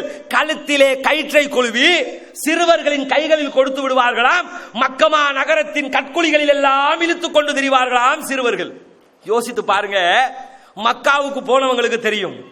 உம்ராவுக்கு போனவங்க இன்னைக்கு ஏசி ஓட்டு வச்சிருக்கிறானே, ஏசிக்குள்ள உங்களுக்கு உம்ரா செய்யறதுக்கு எவ்வளவு கஷ்டமா இருக்கும். சை செய்யறவங்க தொங்கோட்டம் ஓடுவீங்களே, 7 வாட்டி அங்கேயும் இங்கேயும் போயிட்டு வரணுமே, ஃபுல் ஏசி, எக்ஸ்ட்ரா ஃபேன் வேற, ஏசியும் இருக்குது, எக்ஸ்ட்ரா ஃபேன் வேற. இடையில கூல் சம்சம் வேணும்டா கூல் சம்சம், ஹாட் சம்சம் வேணும்டா ஹாட் சம்சம், எதுனாலும் நீங்க குடிச்சுக்கலாம். அதுல ஓட்டுறதுக்கு ஒரு சின்ன பகுதி தான், ஒரு அந்த மஞ்சள் லைட் பச்சை லைட் போட்டிருப்பான்ல, அவர்ல மட்டும் தான் ஓட போறோம், மற்ற இடம்லாம் நடந்துகிட்டு தான் போக போறோம். இதுக்கு நமக்கு போக முடியல ஏசிக்குள்ள. ஆனா அந்த பாலைவனத்தை யோசிச்சு பாருங்க, கல்லெல்லாம் உடைச்சுக்கிட்டு இருக்கிறானே இன்றைக்கு மக்காவுல, இன்னைக்கும் அங்க இருக்கிற கல்லு மலையெல்லாம் உடைச்சுக்கிட்டு இருக்கிறாங்க. இன்னைக்கே இப்படி பயங்கரமா இருக்குது. மக்கா ஏரியாவை தான் ஒன்றும் இந்த பக்கம் ஜித்தா பக்கமோ இல்லாட்டி மதீனா பக்கமோ இல்லாட்டி தாயிப் பக்கமோ போய் பார்த்தா மக்காவினுடைய சிச்சுவேஷன் புரியுதா இல்லையா? எப்படியா இங்கெல்லாம் வாழ்றாங்க, எப்படி வாழ முடியும்? இலங்கை போன்ற நாடுகளில் வாழ்ந்த மக்களுக்கு மக்கா போன்ற பகுதிகளில் வாழ்வதற்கு கூட சிந்திக்க முடியாது. அவ்வளவு கரடு முரடான பகுதி அது. அந்த பாலைவன கற்களிலே சுடு மணலிலே கழுத்திலே கயிற்றை போட்டு கட்டி இழுத்துக்கொண்டு பிலாலை இழுத்துக்கொண்டு அலைந்தார்களே, அப்பொழுது அவருடைய உள்ளம் என்ன பாடுபட்டிருக்கும். வெறும் மேலோடு இழுத்துக்கொண்டு செல்வார்களே, கருத்த மனிதர், முடிகள் எல்லாம் சுருண்டு போயிருக்கும், பார்த்தாலே வேர்வை வடிகிற தோற்றத்தில் இருப்பார்கள் அந்த சமுதாய மக்கள். அந்த மகனை ஏழை என்பதற்காக, அடிமை என்பதற்காக, இஸ்லாத்தை ஏற்றுக்கொண்டார் என்பதற்காக சுடுமணலிலே போட்டு பொசுக்கினார்களே. பொசுக்குகிற ஒவ்வொரு நேரத்திலும் அஹதுன், ஒருவன், அல்லாஹ் மட்டும்தான், அல்லாஹ் மட்டும்தான், அல்லாஹ் மட்டும்தான் என்று பிலால் ரலியல்லாஹு அன்ஹு சொன்னார்களே. இது போன்ற ஒரு நிலை வந்தால் இந்த சமுதாயத்திலே எத்தனை பேர் இப்படியான சூழ்நிலைகளிலும் கொள்கையை விட்டு கொடுக்காமல் தாக்குப்பிடிப்போம்? யோசித்து பாருங்கள். ஒரு ஞானசாரைய தாக்கு பிடிக்க முடியல, நாம எல்லாம் இதை தாக்கு பிடிப்போம் நினைக்கிறீங்களா? ஒரு பேச்சு தான் பேசினா, ஹபாயாவை கலட்டுகின்றதோட கருப்பபாயா பிரச்சனை. ஜம்மியத்துல் உலமா, முஸ்லீம் கவுன்சில், ஷூரா கவுன்சில், நிறைய கவுன்சில், முதலாவது கவுன்சிலிங் கொடுக்கணும், வழங்குதா? இந்த கவுன்சில் எல்லாம் சேர்ந்து அத்தனை பேரும் கலரபாயாவுக்கு மாறிவிடுங்கள். கலரபாயா உடுக்கலாம், தப்பு கிடையாது. ஹபாயா தான் ஏற்கனவே விளங்கப்படுத்த, ஹபாயா தான் ஆடைன்றதும் கிடையாது. உடலை மறைச்சு கொடுத்தா சரி, பிரச்சனை இல்லை. நான் என்ன கேட்கிறேன்னா, இதை நீங்க பிரச்சனைக்கு முன்னாடி சொல்லி இருந்தால் ஃபத்வா என்று ஏற்றுக்கொண்டிருப்போம். பிரச்சனை வந்த நேரத்தில் சொன்னா உங்களுக்கு எல்லாம் நிறைய பதுவா செய்வார்கள். ஏன் செய்வார்கள்? துப்பு கட்டவங்க. பிலாலுடைய வரலாற்றை படித்து பாருங்கள், அபூபக்கர் சித்திக்குடைய வரலாற்றை படித்து பாருங்கள். தைரியத்தின் களம் அங்கே இருக்கிறது. எலும்பி நிக்கிறதுக்கு முடியல. ஒரு ஒரு மஞ்ச புடவை ஒருத்தன் போத்திட்டு வந்துட்டா 7 கட்டுக்கு வளைஞ்சு போயிடுறாங்க, வழங்குதா? ஸ்பெஷலா சேர் போட்டு உட்கார வச்சுட்டு இந்த ஆள் எலும்பி இப்படி நிக்கிறான். என்னன்னு கேட்கிறேன்னா, ஏன் பயந்து நடுங்குற? இவ்வளவு விட்டா போ, நமக்கு வழக்கு போட்டதுக்கு அவங்க மன்னிப்பு கேட்கிறாங்க. எங்களுக்கு வழக்கு போட்டா நீ எதுக்குப்பா மன்னிப்பு கேட்கிற? இங்க நம்ம ஜமாத்துக்கு தானே வழக்கு போட்டாங்க, அவங்க மன்னிப்பு கேட்கிறாங்களா? மன்னித்துக் கொள்ளுங்கள், இவர்களை கைது செய்யுங்கள். உனக்கு தேவை என்ன? எப்படியாவது தூக்கி உள்ள போடணும். எங்களுக்கும் தேவை அதான்பா, அதையும் பார்த்துட்டு வந்துருவோமே. என்ன நினைச்சுக்கிட்டு இருக்காங்க? தாக்கு பிடிக்கிறாங்களான்னு பார்ப்போம்.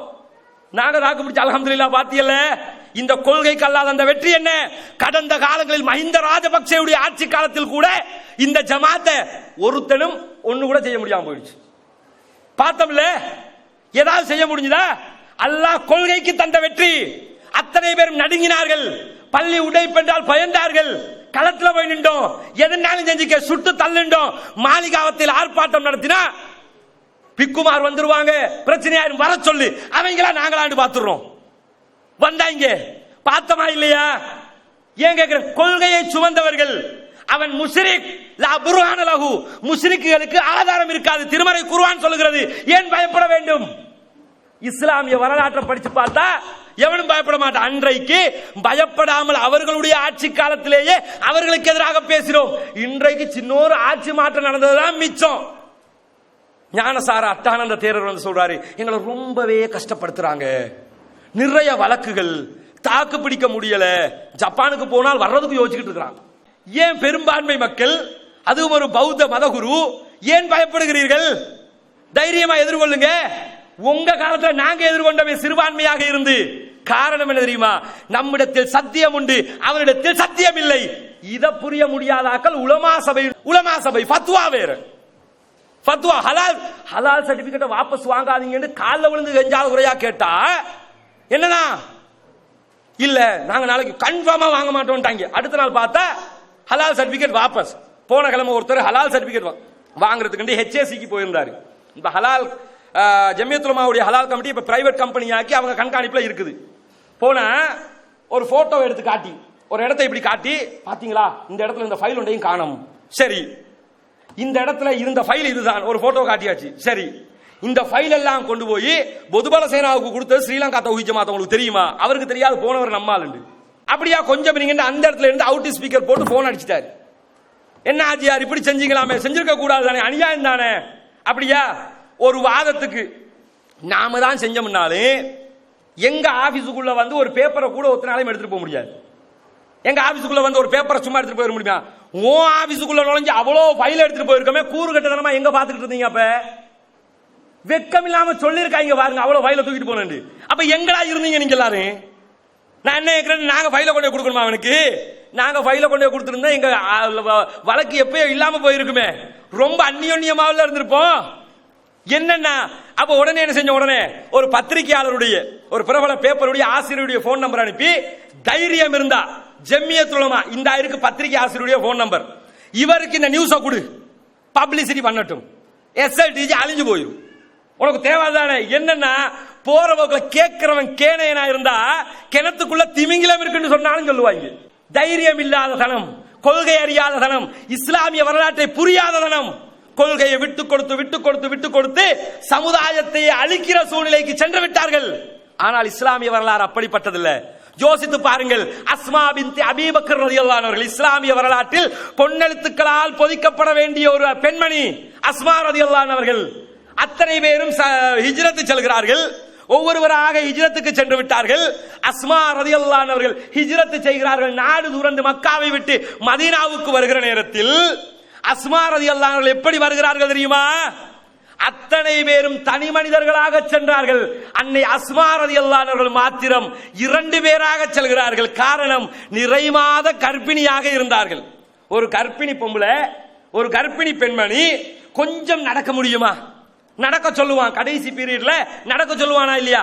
நடக்கிற நேரத்தில் கூட இடுப்பு வலிக்குது, நடக்க முடியல, எவ்வளவு பாடுபடுவா, எவ்வளவு கஷ்டப்படுவா. இவ்வளவு கஷ்டங்களை ஒரு பெண்மணி சகித்துக் கொள்வாள், தாங்க முடியாது. அவ்வளவு கஷ்டமாக இருக்கும் ஒரு கர்ப்பிணியால கொஞ்சம் தூரம் நடக்க முடியாது, கொஞ்ச நேரம் பேச முடியாது, யாராவது பேசினா அது எரிச்சலா இருக்கும், திருப்பி பதில் சொல்ல ஞாபகம் வராது, இவ்வளவு கஷ்டப்படுவாள். இப்படி இருக்கிற நேரத்தில் நிறைமாத கர்ப்பிணியாக இருந்த அன்னை அஸ்மா பின்த் அபீ பக்கர் ரலியல்லாஹு அன்ஹா அவர்கள் மக்காவை விட்டு மதீனாவுக்கு ஹிஜ்ரத் செல்கிறார்கள்.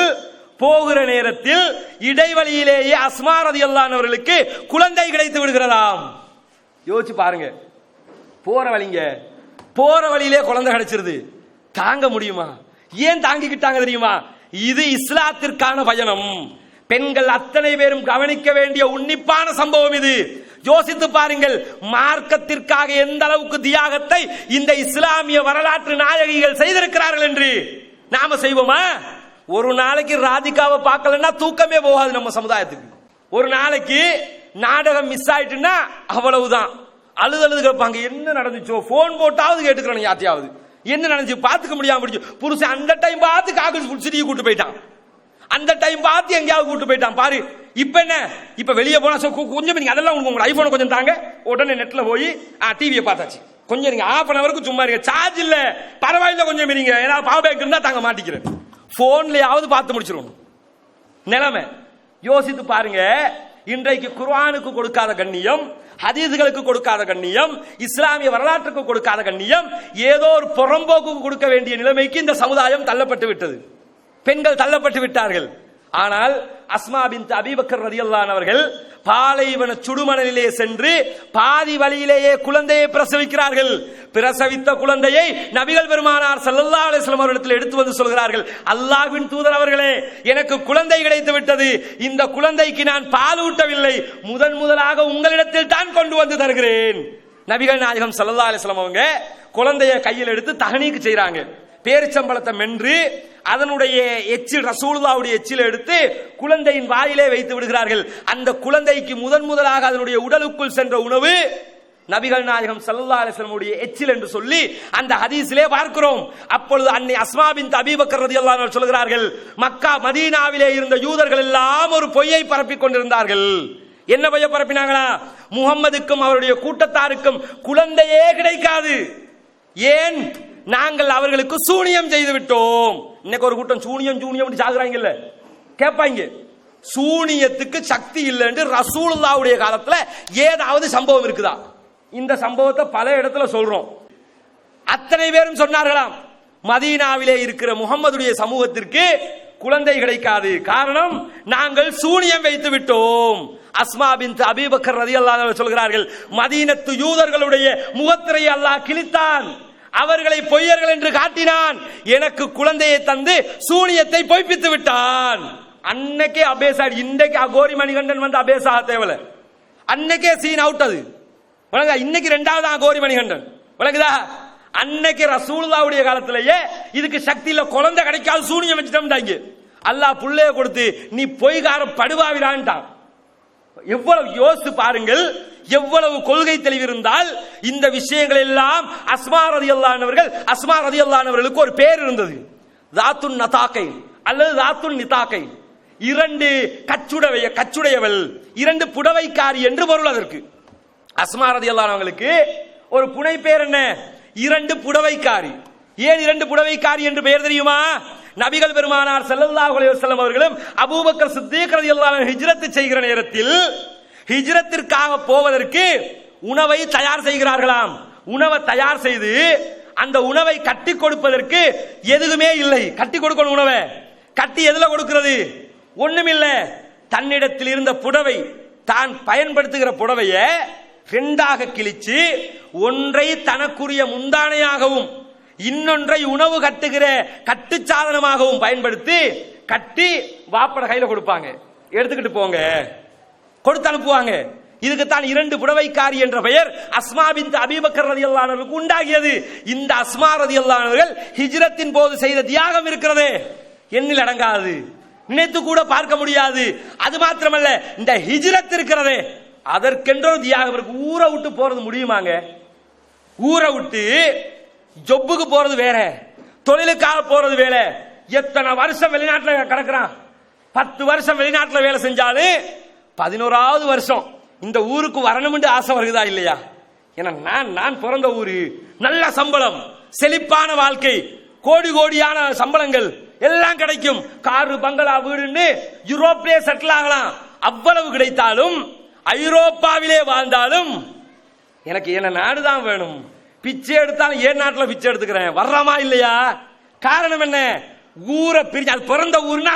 ஹிஜ்ரத் போனாங்களே, போகிற நேரம் இருக்குதே, ஹிஜ்ரத் பயணம் பத்தி படிச்சிருக்கிறோம்ல. நபிகள் நாயகம் ஸல்லல்லாஹு அலைஹி வஸல்லம் அவர்கள் ஹிஜ்ரத் செல்லும் போது சவுர் குகையிலே ஒளித்துக் கொண்டிருந்தார்கள். எதிரிகள் எல்லாம் படிக்கிறமே, சவுர் குகையை எத்தனை பேர் பார்த்திருக்கிறோம்? நிறைய பேர் உம்ராவுக்கு போற மக்களுக்கு இதுதான் சவுர் மலைன்னு காட்டிட்டு வந்துருவாங்க, சூர் மலையை காட்டிட்டு வந்துருவாங்க. வாழ்க்கையில் ஒரு நாள் ஏறி பாருங்கள், இபாதத்தெல்லாம் கிடையாது, ஒரு அனுபவம், ஏறி பாருங்கள், ஹிஜ்ரத்தினுடைய தியாகம் புரியும். அந்த சவுர் மலை என்பது கிட்டத்தட்ட 2.5 கிலோமீட்டருக்கு மேல மலைக்கு ஏறணும், கல்லு மலை. நபிகள் பெருமானார் ஸல்லல்லாஹு அலைஹி வஸல்லம் அவர்கள் ஹிஜ்ரத் சென்ற போது நபிகள் நாயகத்தினால் அந்த கல் மலையிலே ஏற முடியாமல் கஷ்டப்படுவார்களாம்.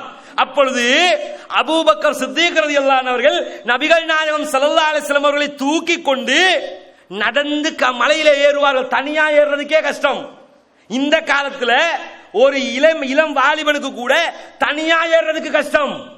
ஆனால் அந்த காலத்தில் தான் தனியாக ஏறுறது மட்டும் இல்லாம நபிகள் நாயகத்தையும் தூக்கி கொண்டு மலையிலே அபூபக்கர் சித்தீக் ரலியல்லாஹு அன்ஹு ஏறுவார்கள். ஏறுகிற நேரத்தில் ஒழுங்கா இப்படி கால் வச்சு போனோம்னா அடையாளம் தெரிந்து காபிர்கள் வந்து விடுவார்களோ என்ற பயத்தின் காரணமாக அபூபக்கர் சித்தீக் ரலியல்லாஹு அன்ஹு குதிகால்களை வைத்து நடப்பார்களாம். ஒரு 5 நிமிஷம் நடந்து பாருங்க பாப்போம். குதிகால வச்சு நடக்க முடியுமாங்க? வெறும் தரையில, அழகான தரையில குதிகால வச்சு நடந்து பாருங்க, நடக்க முடியுமா? கல்லு மலையிலே குதிகால்களால் நடந்தார்கள். அபூபக்கர் சித்திக் ரலியல்லாஹு அன்ஹு அந்த மலை உச்சிக்கு சென்றால் அங்கே இருக்கிற சௌர் குகை இருக்கிறதே, அங்க போய் பார்த்தா புரியும். நாம என்னமோ நினைச்சோம் போற வழியில பாலைவனத்துல ஒரு ஓட்டைக்குள்ள ஒளிச்சுக்கிட்டு இருந்தாங்க போலன்னு. அவ்வளவு பெரிய மலை. அந்த மலையிலே ஒளித்துக் கொண்டுதான் இந்த இஸ்லாத்தை வளர்ப்பதற்காக பாடுபட்டார்கள். உள்ள இருக்கிறாங்க காபிர்கள், வெளியிலே வந்து விட்டார்கள். அல்லாஹ்வின் தூதரே, இதோ இவர்களின் கால் தடம் தெரிகிறது, அருகாமையில் வந்து விட்டார்கள், நம்மை பிடித்து விடுவார்கள் போல. அபூபக்கர் சித்திக் சொல்கிறார்கள், நபிகள் பெருமானார் ஸல்லல்லாஹு அலைஹி வஸல்லம் அவர்கள் சொல்கிறார்கள், அபூபக்கரே பயப்படாதீர்கள், கவலைப்படாதீர்கள், நாம் இருவர் அல்ல, நம்மோடு மூன்றாவதாக அல்லாஹ் தஆலா இருக்கிறான். காலுக்கு பக்கத்துல வைத்து பார்க்காம வந்தாங்க. அல்லாஹ்வுடைய அருள். இவ்வளவு கஷ்டப்பட்டு அந்த மலையில நிக்கிற நேரத்தில் அவர்களுக்கு பால் கொண்டு போனவர்கள், அவர்களோடு கூட இருந்தவர்கள், அந்த வரலாற்றை எல்லாம் பார்க்கிற நேரத்தில் அழுகை வரும். யோசித்து பாருங்கள், எவ்வளவு கஷ்டப்பட்டு இந்த மார்க்கத்திற்காக அவர்கள் உழைத்திருக்கிறார்கள். இந்த கஷ்டங்களில் ஒரு சிறு பகுதியையாவது நாம பட்டிருக்கோமா? லேசாக இந்த கொள்கை கிடைத்தவுடன் கொள்கையின் பெருமதி கூட தெரியாமல், கொள்கையினுடைய கண்ணியம் தெரியாமல், கணக்கெடுக்காமல் வாழுகிறோமே, அல்லாஹ் கேட்க மாட்டானா? லேசா சொர்க்கம் போகலாம் நினைக்கிறீங்களா? அவங்க அவ்வளவு கஷ்டப்பட்டார்கள், ரம்பங்களால் அறுக்கப்பட்டார்கள், இவ்வளவு கொடுமைகள் பட்டுத்தான் இந்த கொள்கையை வளர்த்தார்கள். ஒரு சந்தர்ப்பத்திலே அன்னை ஃபாத்திமா ரலியல்லாஹு அன்ஹா அவர்கள் நபிகள் நாயகம் ஸல்லல்லாஹு அலைஹி வஸல்லம் அவர்களிடத்தில் வருகிறார்கள். ரசூலுல்லாஹ் வீட்ல இல்ல. வீட்ல இல்லாத நேரத்தில் அன்னை ஆயிஷா ரலியல்லாஹு அன்ஹா இருக்கிறாங்க. வந்து பார்த்தா நபிகள் நாயகத்தை காணோம். அல்லாஹ்வுடைய தூதர் அவர்கள் வந்தால் அவருடைய மகள் ஃபாத்திமா வந்ததாக சொல்லுங்கள், சொல்லிவிட்டு சென்று விடுகிறார்கள். போயிட்டாங்க. போனதோட நபிகள் நாயகம் ஸல்லல்லாஹு அலைஹி வஸல்லம் அவங்க சாயங்கால நேரம் வீட்டுக்கு வருகிறார்களாம். வந்து வீட்டுக்குள்ள வரும்போதே அன்னை ஆயிஷா ரலியல்லாஹு அன்ஹா சொல்கிறார்கள், உங்களுடைய மகள் ஃபாத்திமா உங்களை பார்ப்பதற்காக வந்தார்கள். ரசூலுல்லாஹி ஸல்லல்லாஹு அலைஹி வஸல்லம் அவங்களுக்கு ஃபாத்திமான்னா அவ்வளவு பிரியம், அவ்வளவு அன்பு. ரசூலுல்லாஹ் ஃபாத்திமா என்ன பார்க்க வந்தாங்களா? இந்தா வர்றேன்னு சொல்லிட்டு உடனடியாக ஃபாத்திமா ரலியல்லாஹு அன்ஹா வீட்டுக்கு கிளம்பி செல்கிறார்களாம். அங்க போய் அன்னை ஃபாத்திமா ரலியல்லாஹு அன்ஹா வீட்டுக்கு செல்லும் போது வீட்டு வாசல் படிக்கு போனதோட ரெண்டு பேரும் எழும்பி வர பார்க்கறாங்க, கணவன் மனைவி. அலா மக்கானிக்குமா, அங்கேயே இருங்க, நான் அங்க வர்றேன்னு சொல்லிட்டு மருமகன், ஒரு விதத்தில் மருமகன், இன்னொரு விதத்தில் தம்பி, மருமகன் மகள் இரண்டு பேரும் இருக்கிறார்கள். அவங்க தூங்குகிற இடம். அங்க போய் ரசூலுல்லாஹி ஸல்லல்லாஹு அலைஹி வஸல்லம் அவங்க பக்கத்துல உட்கார்றாங்க. நபிகள் நாயகத்தின் காலின் குளிர்ச்சியை எங்களுடைய நெஞ்சுகளில் நாங்கள் உணர்ந்தோம். அப்ப அவ்வளவு நெருக்கமா வந்து உட்கார்ந்து இருக்காங்கன்னு அர்த்தம். உட்கார்ந்து, மகளே என்ன பார்க்க வந்தீங்களாமே, என்ன விஷயம் அப்படின்னு கேட்கிறாங்க. கேட்கிறது யார் தெரியுமா? அவ்வளவு பெரிய சாம்ராஜ்யத்தின் தளபதி. இன்றைக்கு இருக்கிறதே இந்தியா, இந்த இந்தியா, பாகிஸ்தான், நேபாளம், பூட்டான், வங்காளதேசம், இது எல்லாம் ஒன்றிணைத்து இருந்த மிக பிரம்மாண்டமான இந்தியா மாதிரி 2 மடங்கு பெரிய நிலப்பரப்புக்கு சொந்தக்காரர் நபிகள் பெருமானார் ஸல்லல்லாஹு அலைஹி வஸல்லம் அவர்கள். மிகப்பெரிய சாம்ராஜ்யத்தின் தளபதி முகம்மது. இந்த முகம்மது ஸல்லல்லாஹு அலைஹி வஸல்லம் அவர்கள் போய் பக்கத்துல உட்கார்ந்து பேசிக்கிட்டு இருக்கிறாங்க. பேசப்படுபவர் யார்? இந்த முகம்மது நபியுடைய மகள் இளவரசி பாத்திமா. சாதாரண பாத்திமா இல்ல, இளவரசி பாத்திமா. இந்த இளவரசி பாத்திமா கேட்கிறாங்க, அல்லாஹ்வின் தூதரே, என்னுடைய அருமை தந்தையே, என்னுடைய கைகளை பாருங்கள். கையை எப்படி காட்டுறாங்க? காட்டினா கைகள் எல்லாம் வேலை செய்து கைகள் எல்லாம் அப்படி அந்த கரகட்டை பிடிக்கும்ல, அது மாதிரி கைகளில் எல்லாம் பாதிப்பு வந்திருக்கிறது. காட்டுறாங்க, பார்க்க பரிதாபமாக இருக்கிறது. இவ்வளவு கஷ்டப்படுகிறேன் தந்தையே, உங்க அரசாங்கத்துல நிறைய அடிமைகள் இருக்கிறாங்களா இல்லையா? அரசாங்கத்துக்கு நிறைய வேலைக்காரங்க இருக்கிறாங்களா இல்லையா? எனக்கு ஒரே ஒரு வேலைக்காரனை தந்தீங்கன்னு சொன்னா நான் என்னுடைய வேலைகள் எல்லாம் பகிர்ந்து செய்து கொள்வேன், தர முடியுமா என்று கேட்கிறார்கள். நம்ம வாப்பா மாத்த கேட்டா தராம இருப்பாங்களா? போய் கேட்டா ரொம்ப கஷ்டமா இருக்கு, வீட்டு வேலைக்கு ஒருத்தர் தாங்க. இந்த காலத்துல என்னங்க கஷ்டம்? அந்த காலத்து மாதிரி இந்த காலத்துல மாவரைக்க சொல்றாங்களா? வயல் வேலை செய்ய சொல்றாங்களா? பெண்களுக்கு ஏதாவது கஷ்டமா? நைட்ல கொஞ்சம் தலைவலி வந்தா அசந்து படுத்துருவா. நைட்டு சாப்பாடு சமைக்கலையா? சாப்பாடு சமைக்கல, அப்படியே டைன் மோல போய் 2 பன் வாங்கிட்டு வாங்கம்பா. இரவு சாப்பாடு டைன் மோல பன்னு, ஒரு பன்னு 350 ரூபா. இங்க சமைச்சிருந்தாலே 200 ரூபாய் சாப்பாடு முடிஞ்சிருக்குமே. படுபாவி, 2 பேருக்கு பன்னு சாப்பிட போய் 700 ரூபா போச்சு. காலை சாப்பாடு சாப்பிட முடியல, சமைக்கல, அதெல்லாம் சரிப்பட்டு வராது, கடையில் சாப்பாடு வாங்கிட்டு வாங்க அப்படிம்பாங்க. சாதாரணமாக இப்ப இவ்வளவு வேலையே இல்லாத காலத்துல என்ன நாங்க விறகு அடுப்பு வச்சுக்கிட்டா நம்ம சமைச்சுக்கிட்டு இருக்கிறோம். இல்ல கேஸ் அடுப்பு, இப்ப கிச்சன் லேப்டாப் வேற வந்திருக்குல்ல. இப்ப கேஸ் அடுப்பை தாண்டி கிச்சன் லேப்டாப்பே கேவலப்படுத்திட்டாங்க. கிச்சன்ல அப்படி ஒன்று வச்சுக்கிட்டு அதுல அப்படி அப்படி அடிச்சு அப்படி வச்சு விட்டா சூடாயிருமா? கேட்டா இதுக்கு பேர் கிச்சன் லேப்டாப். பிரச்சனை இல்ல, நவீன வசதிகள் பயன்படுத்திக்கிறீங்க. நாளைக்கு பின்ன போற போக்க பார்த்தா இந்த ஒரு விளம்பரம் காட்டுறான்ல, அப்படி ஹோட்டல்ல போய் உட்கார்ந்துக்கிட்டு ஐபோனை எடுத்து வச்சு என்ன செய்யணுமா, ஒரு முட்டையை கொண்டு வச்சு அப்படி தட்டி விட்டா முட்டை அதுல ஆம்லெட் ஆயிரும். எடுத்து திங்கிற இப்படி வந்தாலும் வரும். விளக்குதா? இவ்வளவு லேசான காலத்துல வீட்டு வேலை செய்யறதுக்கு கஷ்டம், முடியலங்கிறோம். அவ்வளவு நவீன வசதிகள் இருந்தும் கஷ்டமா இருக்குது. ஆனா ஃபாத்திமா ரலியல்லாஹு அன்ஹா அவர்களுக்கு இந்த நவீன வசதிகள் எல்லாம் இல்லாத காலத்தில் கணவனுக்கு உதவியாக இருந்து கஷ்டப்பட்டு கொண்டிருக்கிறார்கள். உதவி செய்யுங்கள் என்று கேட்கிறார்கள். கேட்கிற நேரத்தில் நபிகள் நாயகம் ஸல்லல்லாஹு அலைஹி வஸல்லம் அவர்கள் சொல்கிறார்கள், நீங்கள் கேட்டதை விட அதிக நன்மை தரக்கூடிய ஒரு காரியத்தை சொல்லவா? அவங்க வேலைக்கு ஆள் கேட்கிறாங்க, இவங்க வேறொன்ற சொல்ல போறாங்க.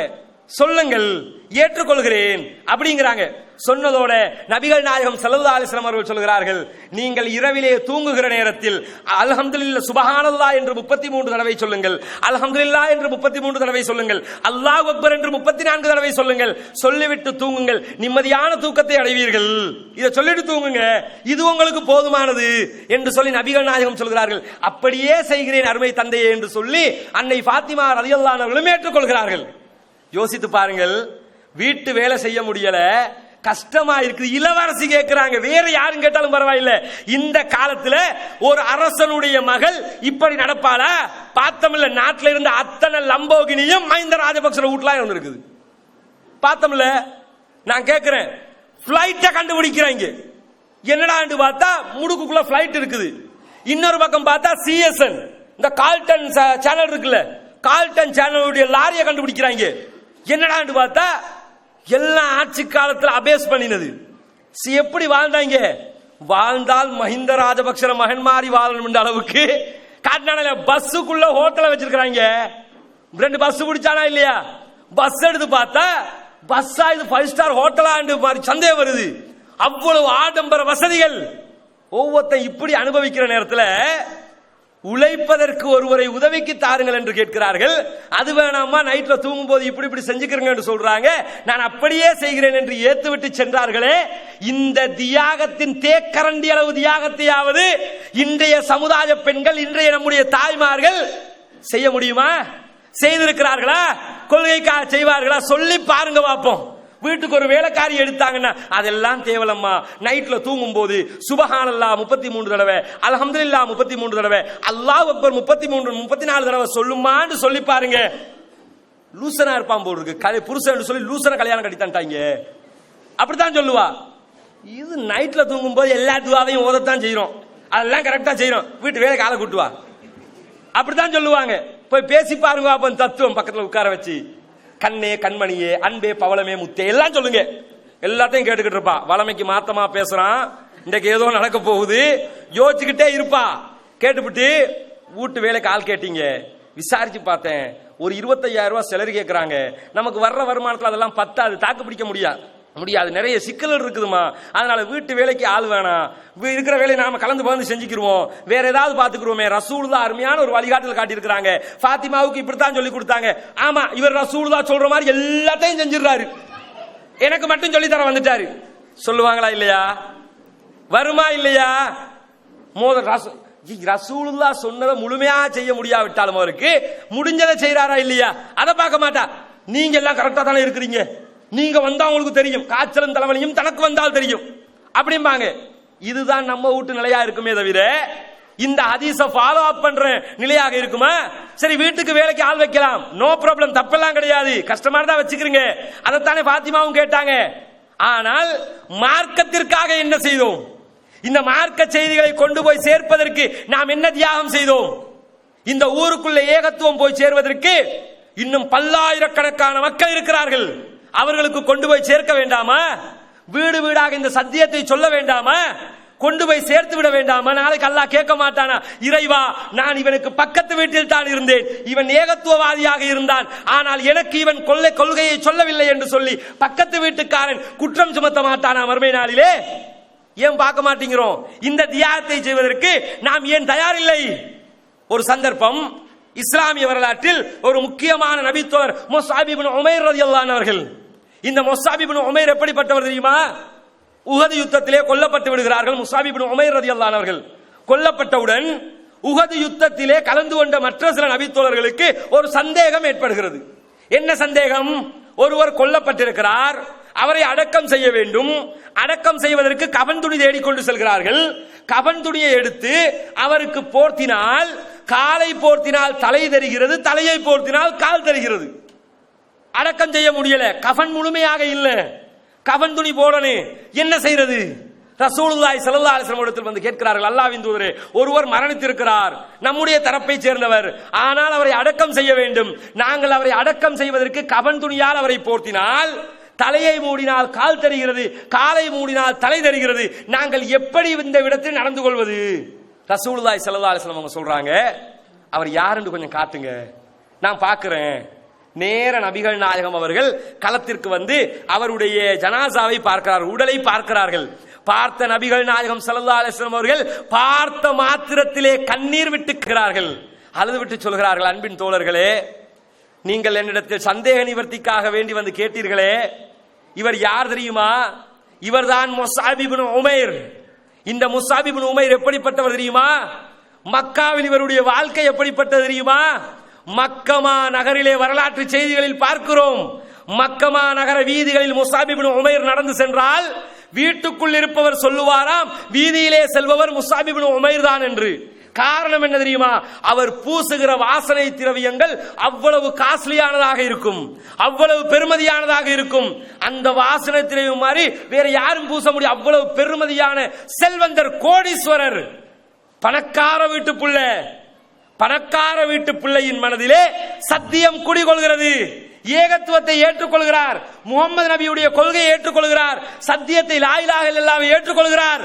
வீட்டுக்கு ஓடி போய் சொல்கிறார் தாயிடத்தில், அருமை தாயே, நான் இஸ்லாத்தை ஏற்றுக்கொண்டு விட்டேன், இஸ்லாம் தான் உண்மையான மார்க்கம், சிலை வணக்கம் எல்லாம் கூடாது, அல்லாஹ்வை மட்டும்தான் வணங்க வேண்டும், விபச்சாரம் செய்யக்கூடாது, பொய் பேசக்கூடாது, திருடக்கூடாது, அநியாயம் பண்ணக்கூடாது, மது அருந்தக்கூடாது சொல்றாரு. எல்லாத்தையும் கேட்டுட்டு தாயார் சொல்கிறார்கள், இந்த கொள்கையை என்னால் ஒரு காலம் ஏற்றுக்கொள்ள முடியாது, நீ இந்த கொள்கையை விடலன்னா சொத்துல இருந்து நயா பைசா தர மாட்டேன்ட்டாங்க. இந்த கொள்கையை விடு, உனக்கு கொள்கை முக்கியம்னா கொள்கையோட போயிரு, சொத்து முக்கியம்னா கொள்கையை விட்டு விட்டு வந்துரு. இந்த இடம் தான் ஏகத்துவம் ஆட்டம் காணுகிற இடம். சகோதரர்களே, யோசிச்சு பாருங்க, இந்த இடம் இருக்குதே, நல்லா இருப்பாரு, கொள்கை கொள்கைன்னு துடிப்பாரு, ரத்த தான முகாம் நடத்துவாரு, வரதட்சணை எதிர்ப்பு பொதுக்கூட்டம் நடத்துவாரு, நல்ல தாவா எல்லாம் பண்ணுவாரு, விவாத களங்கள் எல்லாம் ஏற்பாடு பண்ணுவாரு. கல்யாணம் கொண்டு வந்துட்டா தாய் சொல்லி தட்டாதே. அங்க போய் என்ன செய்வாரு? உம்மாட கையை பிடிச்சுக்கொண்டு, நீங்க என்ன சொன்னாலும் கேட்டுருவேன் தாயே, உங்களை போன்ற ஒரு தாய் இந்த உலகத்திலே இல்லை. அப்பதான் யாழ்ப்பாணத்து தமிழ் எல்லாம் அவன் வாயில வரும். அப்ப என்னையா அல்லாஹ் சொல்லிருக்கானா இல்லையா தாய் சொல்லி தட்டக்கூடாதுன்னு? தாய் சொல்றத கேட்கணும்னு சொல்லிருக்கானா இல்லையா? தாய் என்ன சொல்லுவா தெரியுமா? நீ கல்யாணம் கட்டும் போது சும்மாவா சிங்கத்தை பெற்றிருக்கிறேன், ஆமா பின்னாடி வாழ் இருக்கானதையும் பாத்துக்கணும். அப்ப பேச்சு என்ன? சிங்கத்தை பெற்றிருக்கிறேன், சிங்கத்தை பெற்றிருக்கேன், சிங்கத்தை பெற்றிருக்கேன். அந்த சிங்கத்தினால பெண்கள் படுகிற கஷ்டத்தில் கால்வாசியை பட முடியுமா? நினைச்சு பாருங்க. ஒரு பெண்மணி குழந்தை பெற்றெடுக்கிற நேரத்தில் 80% கஷ்டத்தை படுகிறாள். டால் அளவுகோலில் 80% எட்டுகிறாள். ஒரு ஆம்பளை 60% வலியை உணர்ந்தால், டால் அளவுகோலின்படி 60% வலியை உணர்ந்தால் மரணித்து விடுவான் என்று நவீன விஞ்ஞானம் சொல்கிறது. குழந்தையை பெற்றெடுக்கிற நேரத்தில் ஒரு பெண்மணி 80% கஷ்டத்தை உணர்கிறாள். ஒரு ஆம்பளை சாகிற செத்து புதைக்கிற நேரத்தில் ஒரு பொம்பளை உயிரோடு இருந்து குழந்தையை பெற்று தர்றாளே, இந்த கஷ்டத்தையே நாம யோசிச்சு பார்க்கல. சிங்க குட்டியை பெற்றிருக்காவான். அதனால என்ன செய்யணுமா? சும்மாவா மாமியார் வீட்டுக்கு போறேன்னா ஒரு வீடு கேளு. எத்தனை நான் கேட்கிறேன், இந்த ஊர்ல இப்ப ஏற்கனவே பேசினாங்களா இல்லையா? இந்த ஊர்ல மட்டுமா? ஒவ்வொரு ஊர்ல எப்படி எல்லாம் மார்க்கெட் வச்சிருக்காங்க தெரியுமா? ஈஸ்டர்னுக்கு போனீங்கன்னா மாப்பிள்ள டாக்டருக்கு படிக்கும் போதே அக்ரிமெண்ட் முடிஞ்சிடும். உங்க டாக்டருக்கு படிக்கிற ஃபீஸ நாங்க கட்டுறோம், நீங்க முடிச்சுட்டு வந்து எங்கட மகளை முடிச்சுக்கிறோம். எப்படி? அவன் டாக்டருக்கு படிப்பான், வேற ஊரா வீட்டு காசுல அக்ரிமெண்ட் போட்டுருவாங்க. அது மட்டும் இல்ல, அவர் வர்றதுக்குள்ள அவருக்கு வீடு, வீட்டோடு சேர்த்து அட்டாச் பாத்ரூம், அதோட சேர்த்து தாப்பாடிச்சிருக்கணும், ஒரு புதிய பைக் இருக்கணும், எக்ஸ்ட்ரா ஒரு கார் இருக்கணும், கையில கரன்சி ஒரு 2 லட்சம் ரூபாய் கொடுத்து வச்சிடணும், நகனட்டோட பொண்ணு வீட்டுக்கு போகணும். நகைக்கடைக்காரன மகளை போய் முடிச்சுட்டு போயிடலாம். நீ நான் கேட்கிறேன், இதுக்கு பேர் தான் சிங்கக்குட்டியா? இது பிச்சை எடுக்கிற குட்டி, இது சிங்கக்குட்டி இல்ல. இதுக்கு ரோடு ரோடா பிச்சை எடுத்துட்டு போயிடலாம். கௌரவ பிச்சை உலகத்துல 2 பேர் தான் எடுப்பாங்க. ஒன்னு போலீஸ்காரன், இன்னொருத்த இந்த புது மாப்பிள்ளை. போலீஸ்காரன் எப்படி டிராபிக்ல மாட்டினா தெரியுமில்ல, பேர் என்ன? கௌரவ பிச்சை. 2வது கௌரவ பிச்சை யாரு? நம்ம மாப்பிள்ளமார். கேட்டா என்ன? நான் மாப்பிள்ளம் பாரு, கோட்டு சூட்டு டை ஷூ எக்ஸ்ட்ரா, தலையில தொப்பி வேற. அதுக்குள்ள மாப்பிள்ள தொப்பி ஒன்று இருக்கும்ல, இப்படி ஒரு நூல் தொங்கிக்கிட்டு, என்ன ஒரு தொப்பி, அதுக்கு பேர் எப்பல் தொப்பி. எப்பல் தொப்பி ஒன்று வேற போட்டுக்கொண்டு கேட்டா மாப்பிள்ள. சரியா? மாப்பிள்ள என்னங்க மாப்பிள்ள, என்ன கொண்டு வந்த நீ? ஒண்ணுமில்ல. இவ்வளவு சமூகத்தை கஷ்டப்படுத்துறமே, இந்த இஸ்லாமிய வரலாறுகள் தெரிந்திருந்தால் இப்படி எல்லாம் செய்வோமா? முஸ்அப் இப்னு உமைர் ரலியல்லாஹு அன்ஹு வரலாற்றை படித்திருக்கிறோமா நாம? அந்த முஸ்அப் இப்னு உமைர் ரலியல்லாஹு அன்ஹு அவ்வளவு பெரிய கோடீஸ்வரர், சொத்துக்களுக்காக கொள்கையை விட்டுக் கொடுக்கவில்லை. முடியாது என்று மறுத்துவிட்டார். சொத்தை நீயே வச்சுக்கம்மா, எனக்கு எந்த சொத்தும் தேவையில்லை, நான் இஸ்லாத்திற்காக மதீனாவுக்கு செல்கிறேன் என்று மதீனாவுக்கு ஹிஜ்ரத் சென்றார்கள். மதீனா நகரிலே உஹது போர்க்களத்திலே மரணித்திருக்கிறார்கள். தலையை போர்த்தினால் கால் தெரிகிறது, காலை போர்த்தினால் தலை தெரிகிறது. போர்த்துவதற்கு புடவை இல்லை. நபிகள் நாயகம் அழுதுவிட்டு சொல்கிறார்கள், அந்த முஸ்அப் இப்னு உமைர் தானப்பா இவ்வளவு கஷ்டத்திலே இருக்கிறார், மிகப்பெரிய கோடீஸ்வரர், இன்றைக்கு இப்படி மரணித்திருக்கிறார் இஸ்லாத்திற்காக. அவருடைய தலையை போர்த்துவிட்டு காலுக்கு இதுக்கு புல்லை வைத்து மூடுங்கள். உலகத்திலே மிகப்பெரிய ஒரு கோடீஸ்வரர் இப்படி இஸ்லாத்திற்காக மரணித்த வரலாறு எங்காவது பார்த்திருக்கிறீர்களா? பார்க்க முடியுமா? மையத்தை கூட ஆடம்பரமாக்கின ஒரே சமுதாயம் நாம தான். மையத்துல கூட கத்தம் பாத்தியா கந்தூரி அது இது, ஒத்த மவுத் ஆயிட்டா ஊர்ல இருக்கிறவனுக்கு பூரா சந்தோஷம். 2 நாளைக்கு சமைக்க தேவையில்ல, வணங்குதா? அவன் வீட்லயே போய் சாப்பிட்டு வந்துடலாம். நான் கேட்கிறேன், அவன் கஷ்டத்துல இருப்பான், அவன் துன்பத்துல இருப்பான், ஏன் இதை புரிஞ்சுக்கிற மாட்டேங்கிறோம்? நபித்தோழர்களுடைய வரலாற்றில் பார்க்கவில்லையா? இதையெல்லாம் நாம் பார்த்திருந்தால், இந்த தியாகத்தை எல்லாம் படித்திருந்தால், இந்த இஸ்லாத்தை அவர்கள் வளர்க்கிற நேரத்தில் எவ்வளவு கஷ்டப்பட்டு வளர்த்தார்கள் யோசித்து பாருங்கள். உஹது போர்க்களம், உஹது போர்க்களத்திலே நபிகள் பெருமானார் ஸல்லல்லாஹு அலைஹி வஸல்லம் அவர்கள் சொல்லுகிறார்கள், இந்த உஹது மலை பகுதியில் இருந்து சொர்க்கத்தினுடைய வாடையை நான் நுகர்கிறேன். ரசூலுல்லாஹ் சொல்றாங்க. அப்பொழுது ஒரு நபித்தோழர் கேட்கிறார், அல்லாஹ்வின் தூதர் அவர்களே, இந்த போர்க்களத்திலே நான் கொலை செய்யப்பட்டால் எனக்கு சொர்க்கம் கிடைக்குமா? கண்டிப்பா சொர்க்கம் கிடைக்கும். அவர் கேட்கிற நேரத்தில் பேரிச்சம்பளத்தை சாப்பிட்டு இருக்கிறாரு. சாப்பிட்டுக்கிட்டே கேட்கிறாரு, தான் சாப்பிட்டு கொண்டிருந்த உண்டு கொண்டிருந்த பேரிச்சம்பளங்களை தூக்கி எறிந்து விட்டு யுத்த களத்திலே கலந்து உயிர் நீத்து ஷஹீதாகுகிறார். இந்த மார்க்கத்திற்காக மரணிக்கிறார். யோசித்து பாருங்கள், ஒரு நிமிஷம் ஈமாங்க. அப்படி வந்ததோட என்ன ஆகுதுன்னு கேட்டா, ரசூலுல்லாஹ் சொன்னதுதான் தாமதம். நான் போறேன், அல்லாஹ்வின் தூதரே என்ன அனுப்புங்க, நான் யுத்தத்திலே மரணிக்கிறேன், எனக்கு ஷஹாதா தேவை, நான் மரணிக்க வேண்டும் என்று ஆசைப்படுகிறேன். யோசித்து பாருங்கள், இந்த காலத்துல இப்படிப்பட்டவர்களை எங்கேயாவது பார்க்க முடியுமா? நமக்கெல்லாம் இந்த ஈமானிய பலம் வருமா? கொள்கையை வளர்ப்பதற்காக, இஸ்லாத்தை வளர்ப்பதற்காக இவ்வளவு அரும்பாடுபட்டுத்தான் அல்லாஹ்வுடைய தூதர் ஸல்லல்லாஹு அலைஹி வஸல்லம் அவர்களும், அதற்கு முற்பட்ட நபிமார்களும், நபிகள் நாயகத்திற்கு பிற்பட்ட நபித்தோழர்களும் இவ்வளவு கஷ்டங்கள், துன்பங்கள், இன்னல்களை சகித்துக் கொண்டுதான் இந்த கொள்கையை வளர்த்தெடுத்தார்கள். சாதாரணமாக வளர்க்கப்பட்ட ஒரு கொள்கை அல்ல.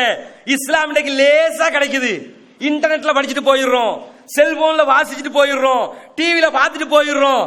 இப்படி எல்லாம் கிடைக்கும் போது அசால்ட்டா நினைக்கிறோம். யோசித்து பாருங்கள், கஷ்டப்பட்டு இந்த மார்க்கம் கிடைத்திருந்தால் அதனுடைய வேல்யூ இந்த சமுதாயத்துக்கு தெரிஞ்சிருக்கும். யோசிச்சு பாருங்க, கஷ்டப்பட்டு உழைச்ச ஒரு வாகனம் திடீர்னு ஆக்சிடென்ட் ஆகி இல்லாம போனா சகிச்சுக்கிற முடியுமா? கோடி கோடியா வருஷ கணக்கு வெளிநாட்டுல இருந்து கோடி கோடியா உழைச்சு கஷ்டப்பட்டு கட்டின ஒரு வீடுங்க திடீர்னு ஒரு பூமி அதிர்ச்சியில இல்லாம போயிருச்சுன்னு வைங்க, நேபாளுக்கு வந்த மாதிரி ஒரு நிலை அக்குரணைக்கு வருதுன்னு வைங்க, அடியோட அடிச்சு போச்சு, சகிச்சுக்கிற முடியுமா? இவ்வளவு காலமாக உழைத்தது பார்த்தோம்ல. ஒரு சுனாமி, வெறுமனே 2 நிமிடங்கள் வந்த சுனாமியால கோடிகளுக்கு சொந்தமானவன் தெருக்கோடியில வந்து நின்றானா இல்லையா? ஒரு சாரத்தை கேட்டு போலில் நின்றானா இல்லையா? கியூல நின்றானா இல்லையா? ஒருவேளை உணவுக்காக கையேந்தி கொண்டு இருந்தார்களா இல்லையா? யோசித்து பாருங்கள். ஒரு 2 நிமிஷம் அதிர்வு, ஒரு ஆட்டம் தான் இலங்கையிட கீழ் பூமிக்கு கீழ் தட்டு கொஞ்சம் அங்கிட்டு இங்கிட்டு போயிருக்குன்னு சொல்லிக்கிட்டு இருக்கிறான். இப்ப நேபாளுக்கு வந்து ஸ்ரீலங்காவுக்கு ஒரு வாய்ப்பு இருக்குது என்று இலங்கையினுடைய புவியியல் ஆராய்ச்சியாளர்கள் சொல்லிக் கொண்டிருக்கிறார்கள். அந்த நேபாளுக்கு வந்த நிலை அல்லது இங்க மலைநாட்டுக்கு வந்த ஒரு நிலை, மத்திய மலைநாட்டிலே பல இடங்களுக்கு வந்த ஒரு நிலை இந்த ஊர்களுக்கெல்லாம் ஏற்பட்டால் யோசித்து பாருங்கள். அடியோடு அழிக்கப்படுகிற நேரத்தில் என்ன நடக்கும் என்று யோசிச்சு பாருங்க. லேசா கிடைத்த இஸ்லாத்தை புரிந்து கொள்ள மறுக்கிறோம். குர்ஆன படியப்பான்னா படிச்சிடாதேங்கிறான். ஏன்னு கேட்டா உனக்கு விளங்காது. விளங்காதத்தை ஏண்டா அல்லாஹ் சொன்னா? ஏன் யோசிக்க மாட்டீங்க? மைக்கேல் ஜாக்சன் இஸ்லாத்திற்கு வந்து விட்டார் என்று தலப்பாவையும் ஜுப்பாவையும் அடிச்சுக்கொண்டு மிம்பர்ல ஊண்டு சிங்கம் மாதிரி கர்ஜிப்பாரு ஆலிம்சா. மைக்கேல் ஜாக்சன் எப்படி இஸ்லாத்துக்கு வந்தான்? ஓன் ஜும்மாவை கேட்டு வந்தானா? இல்ல. அப்ப வேற யாராவது ஜும்மாவை கேட்டு வந்தானா? இல்ல. அவனுடைய ஹிஸ்டரி என்ன? அவனுடைய தம்பி குர்ஆனை கொடுக்கிறார். அவருடைய தம்பி ஜெர்மன் ஜாக்சன் குர்ஆனை கட்டார்ல ஒரு ஹாஸ்பிட்டல் அட்மிட் ஆகிருக்கிற நேரத்தில் குர்ஆனை கொடுத்தாராம். குர்ஆனை படிச்சானா. படிச்சதுனால எனக்கு மன நிம்மதி கிடைத்தது, இஸ்லாத்திற்கு வந்தேன். அவனுக்கு மட்டும் புரிஞ்சுதே, ஏன் மற்றவனுக்கு புரியுது இல்ல? அவனு இஸ்லாத்துக்கு வந்தா அது ஒரு பெருமையா. மோனிகா இஸ்லாத்திற்கு வந்து விட்டால், சரி வந்துட்டா, எதை பார்த்து இஸ்லாத்துக்கு வந்தா? குர்ஆனை பார்த்து தானே. மோனிகாவுக்கு விளங்கின குர்ஆன் ஏன் இங்க இருக்கிற பாத்திமாவுக்கு விளங்காதுன்னு சொல்ற? ஏன் நமக்குள்ள இருக்கிற ஆயிஷாவுக்கு விளங்காதுன்னு சொல்ற? ஏன் நமக்குள்ள இருக்கிற அப்சாவுக்கு விளங்கலன்னு சொல்ற? யதார்த்தம் என்ன? நான் சொல்றது பொய், நான் சொல்றது பித்தலாட்டம், நான் சொல்றது அயோக்கியத்தனம்ங்கிறது உங்களுக்கு விளங்கிரும். குர்ஆனை படிச்சா கேள்வி அப்பீல்.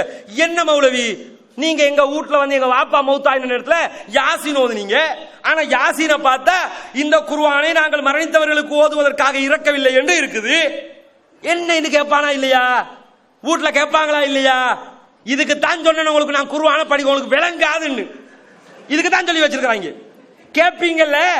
நான் கேட்கிறேன், எங்கேயாவது ஆலிம்சா உங்க ஊர்ல இது நிறைய நடக்கும்ல, தபிலீகுடைய கோட்டை தானே, ஆலிம்சா கிட்ட சொல்லுங்க. எஸ்எல்டி ஜெயின் சவால், ஒரு நாளைக்கு ஏதாவது ஒரு மைய வீட்டுல யாசீன் ஓதுகிற நேரத்தில் அரபி இல்லாம தமிழ்ல ஓதணும். எந்த மௌலவியாவது தமிழ்ல மையத்தை பக்கத்துல வச்சுக்கிட்டு ஓதணுங்க. ஓதினால் எஸ்எல்டிஜே சார்பாக எல்லா ஊர்களையும் கத்தம் கொடுக்கறதுக்கு நாங்க ரெடி. ஓதி காட்டு வாப்போம், உனக்கு கத்தம் கொடுப்பாங்க மையத்தை விட்டுக்காரங்க. ஏன் தெரியுமா? தமிழ்ல ஓதக்கல எப்படி இருக்கும்? பக்கத்துல இருந்து மையத்தே நல்லா கேட்டுக்க, இது உனக்கு இறங்கவில்லை, செத்து போனவனுக்கு இல்ல, இது உன்ன மாதிரி ஆக்களுக்கு இல்ல, இது எங்களை மாதிரி ஆக்களுக்கு. எப்படி இருக்கும்? மகங்காரம் பக்கத்துல இருந்தா இன்னும் என் வாப்பா மௌத்தா போயிருக்காரு உனக்கு கிண்டல் வழங்குதா? அதுல அல்லாஹ் சொல்றான்ல, சூரியன் சந்திரன் நட்சத்திரங்கள் எல்லாம் சுத்தி வருகிறது எல்லாம் விஞ்ஞானத்தை பத்தி பேசும். அது மையத்துக்கு பக்கத்துல இருந்துகிட்டு சூரியனை பார்க்கவில்லையா, சந்திரனை பார்க்கல, எங்க வாப்பா அதெல்லாம் பார்த்திருந்தா ஐன்ஸ்டீன் ஆயிருப்பாரு, விஞ்ஞானியா இருப்பாரு, பார்க்கல. அதனாலதான் இந்த ஊர்ல இருந்தாரு. வெள்ளு வெள்ளுண்டு வெளுத்து அனுப்புவான். அதனாலதான் போயாச்சு யாசின் ஜாசின் ஓதுறத கம்ப்யூட்டரோட ஸ்பீடா ஓதுருவாங்க. யாசின் வளர்க்குறாங்க வயல துரிஜாவும் அப்படிம்பாங்க. முடிஞ்சு போச்சு. என்னங்க செஞ்சீங்க? யாசின் ஓதினோம். ஒரு 27 ராவுல 30 ஜுஸ்வ பின்பக்கத்தால ஓதுறாங்களாம். 30 ஜுஸ்வ சுதேசி தோத்து போயிருவாருங்க, ஹுதைபி தோத்து போயிருவாரு. ஏன்? அட கரெக்டா நீ ஆர்டர் படி ஓதினாலே 30 ஜுஸ்வ அப்படி ஓதி முடிக்க முடியாது. நபிகள் நாயகம் ரசூலுல்லாஹ் வாழ முடியல. ரசூலுல்லாஹ் பக்ரா ஓதினாங்க, நிசா ஓதினாங்க, ஆல் இம்ரான் ஓதினாங்க. அதுக்கு மேல் ஓதலையே, அதுக்கு மேல் போகலையே. ஆனா இவங்க எப்படியா? ஒரே நாள்ல பின்பகுதியால ஓதி வருவாங்களாம், முன்பகுதியால வராம. ஏன் நிறைய பின்வாசல் பக்கமா போய் பழக்கமா உங்களுக்கு? ஏன் என்ன நான் கேட்கிறேன், குர்ஆன்டா கிண்டலா கேலியா? ரசூலுல்லாஹ்வுடைய தலைமுடின்ற ஒரு முடிங்க வணங்குதா? இந்த தேவட்டகா கோயில்ல வச்சிருக்காங்க, தேவட்டகா தர்கா இருக்குல்ல கொழும்புல, அதுல வச்சிருக்காங்க ரசூலுல்லாஹ்வுடைய தலைமுடியா. அதை வச்சுக்கிட்டு படுத்துற பாடு இருக்குது. சுபஹானல்லாஹ். இந்த இஸ்லாத்தை நான் கேட்கிறேன், இந்த தியாகம் எல்லாம் அவங்களுக்கு சொன்னா புரியுமா? ரசூலுல்லாஹ்வுடைய தலைமுடியை வச்சுக்கிட்டு நபிகள் நாயகத்தின் தலைமுடி ஊரு ஊரா வளம் எடுத்துட்டு போறாங்க. இவங்க கொண்டு போவாங்கல்ல, பௌத்த மக்கள் வந்து புத்த பெருமானுடைய பல்ல வச்சுக்கிட்டு என்ன செய்வாங்க? எல்லா இடத்துக்கு எடுத்துக்கிட்டு போற மாதிரி இவங்க உங்கள்கிட்ட மட்டுமா இருக்குது, நீங்க பல்லத்தான் வச்சிருக்கீங்க, நாங்க தலைமுடியே வச்சிருக்கிறோம். எப்படி காப்பி பேஸ்ட் வழங்குதா? நீ ஒன்று செஞ்சா நாங்க ஒன்று செய்வோம், உனக்கு மட்டுமா கொண்டு போயிடும். நீ தலதா மாளிகையில இருந்து கலனி விகாரைக்கு கொண்டு வருவேன், நான் இங்க இருக்கிற விகாரையில இருந்து எங்க கொழும்பு தேவட்டகா விகாரையிலிருந்து கல்முனையில இருக்கிற கடற்கரை விகாரைக்கு கொண்டு போவேன். எப்படி இஸ்லாம் கேட்டதுக்கு பேர் என்ன? இஸ்லாம். அபூபக்கருடைய வரலாறு தெரியுமா? உஸ்மான் ரலியல்லாஹுடைய வரலாறு தெரியுமா? உமர் ரலியல்லாஹுடைய வரலாறு தெரியுமா? ஏகத்துவத்துல ஹிஸ்டரி தெரியுமா? இந்த வரலாறு எல்லாம் தெரிந்தால், குர்ஆனுடைய தத்துவங்கள் தெரிந்தால், இஸ்லாத்தை வைத்து விளையாட்டு காட்டுவீர்களா? இஸ்லாத்தை வைத்து இப்படி எல்லாம் பேசுவீர்களா? பள்ளிவாசலுக்குள்ள பெண்களுண்டா அம்மாடியோ வந்துடாதீங்க. எப்படி பெண்கள் பள்ளிக்கு தொலை வரலாமான்னு கேட்டா மார்க்கத்துல வரலாம். எல்லா பெண்கள் பள்ளிக்கு தொலை வரலாம், அனுமதி இருக்குது, தாராளமா இருக்குது. பள்ளிக்கு வாங்கண்டா மட்டும் போயிடாதீங்க. பள்ளிக்கு பெண்கள் எப்படி போகலாம்? போகக்கூடாதுன்னா ரமதான்ல இரவு தொழுகத்துல மட்டும் வரலாமா? அப்ப மட்டும் பள்ளிக்குள்ள எடுத்துக்கிறாங்க, வசூல் வேணும்ல. அப்ப மட்டும் கூப்பிடுற.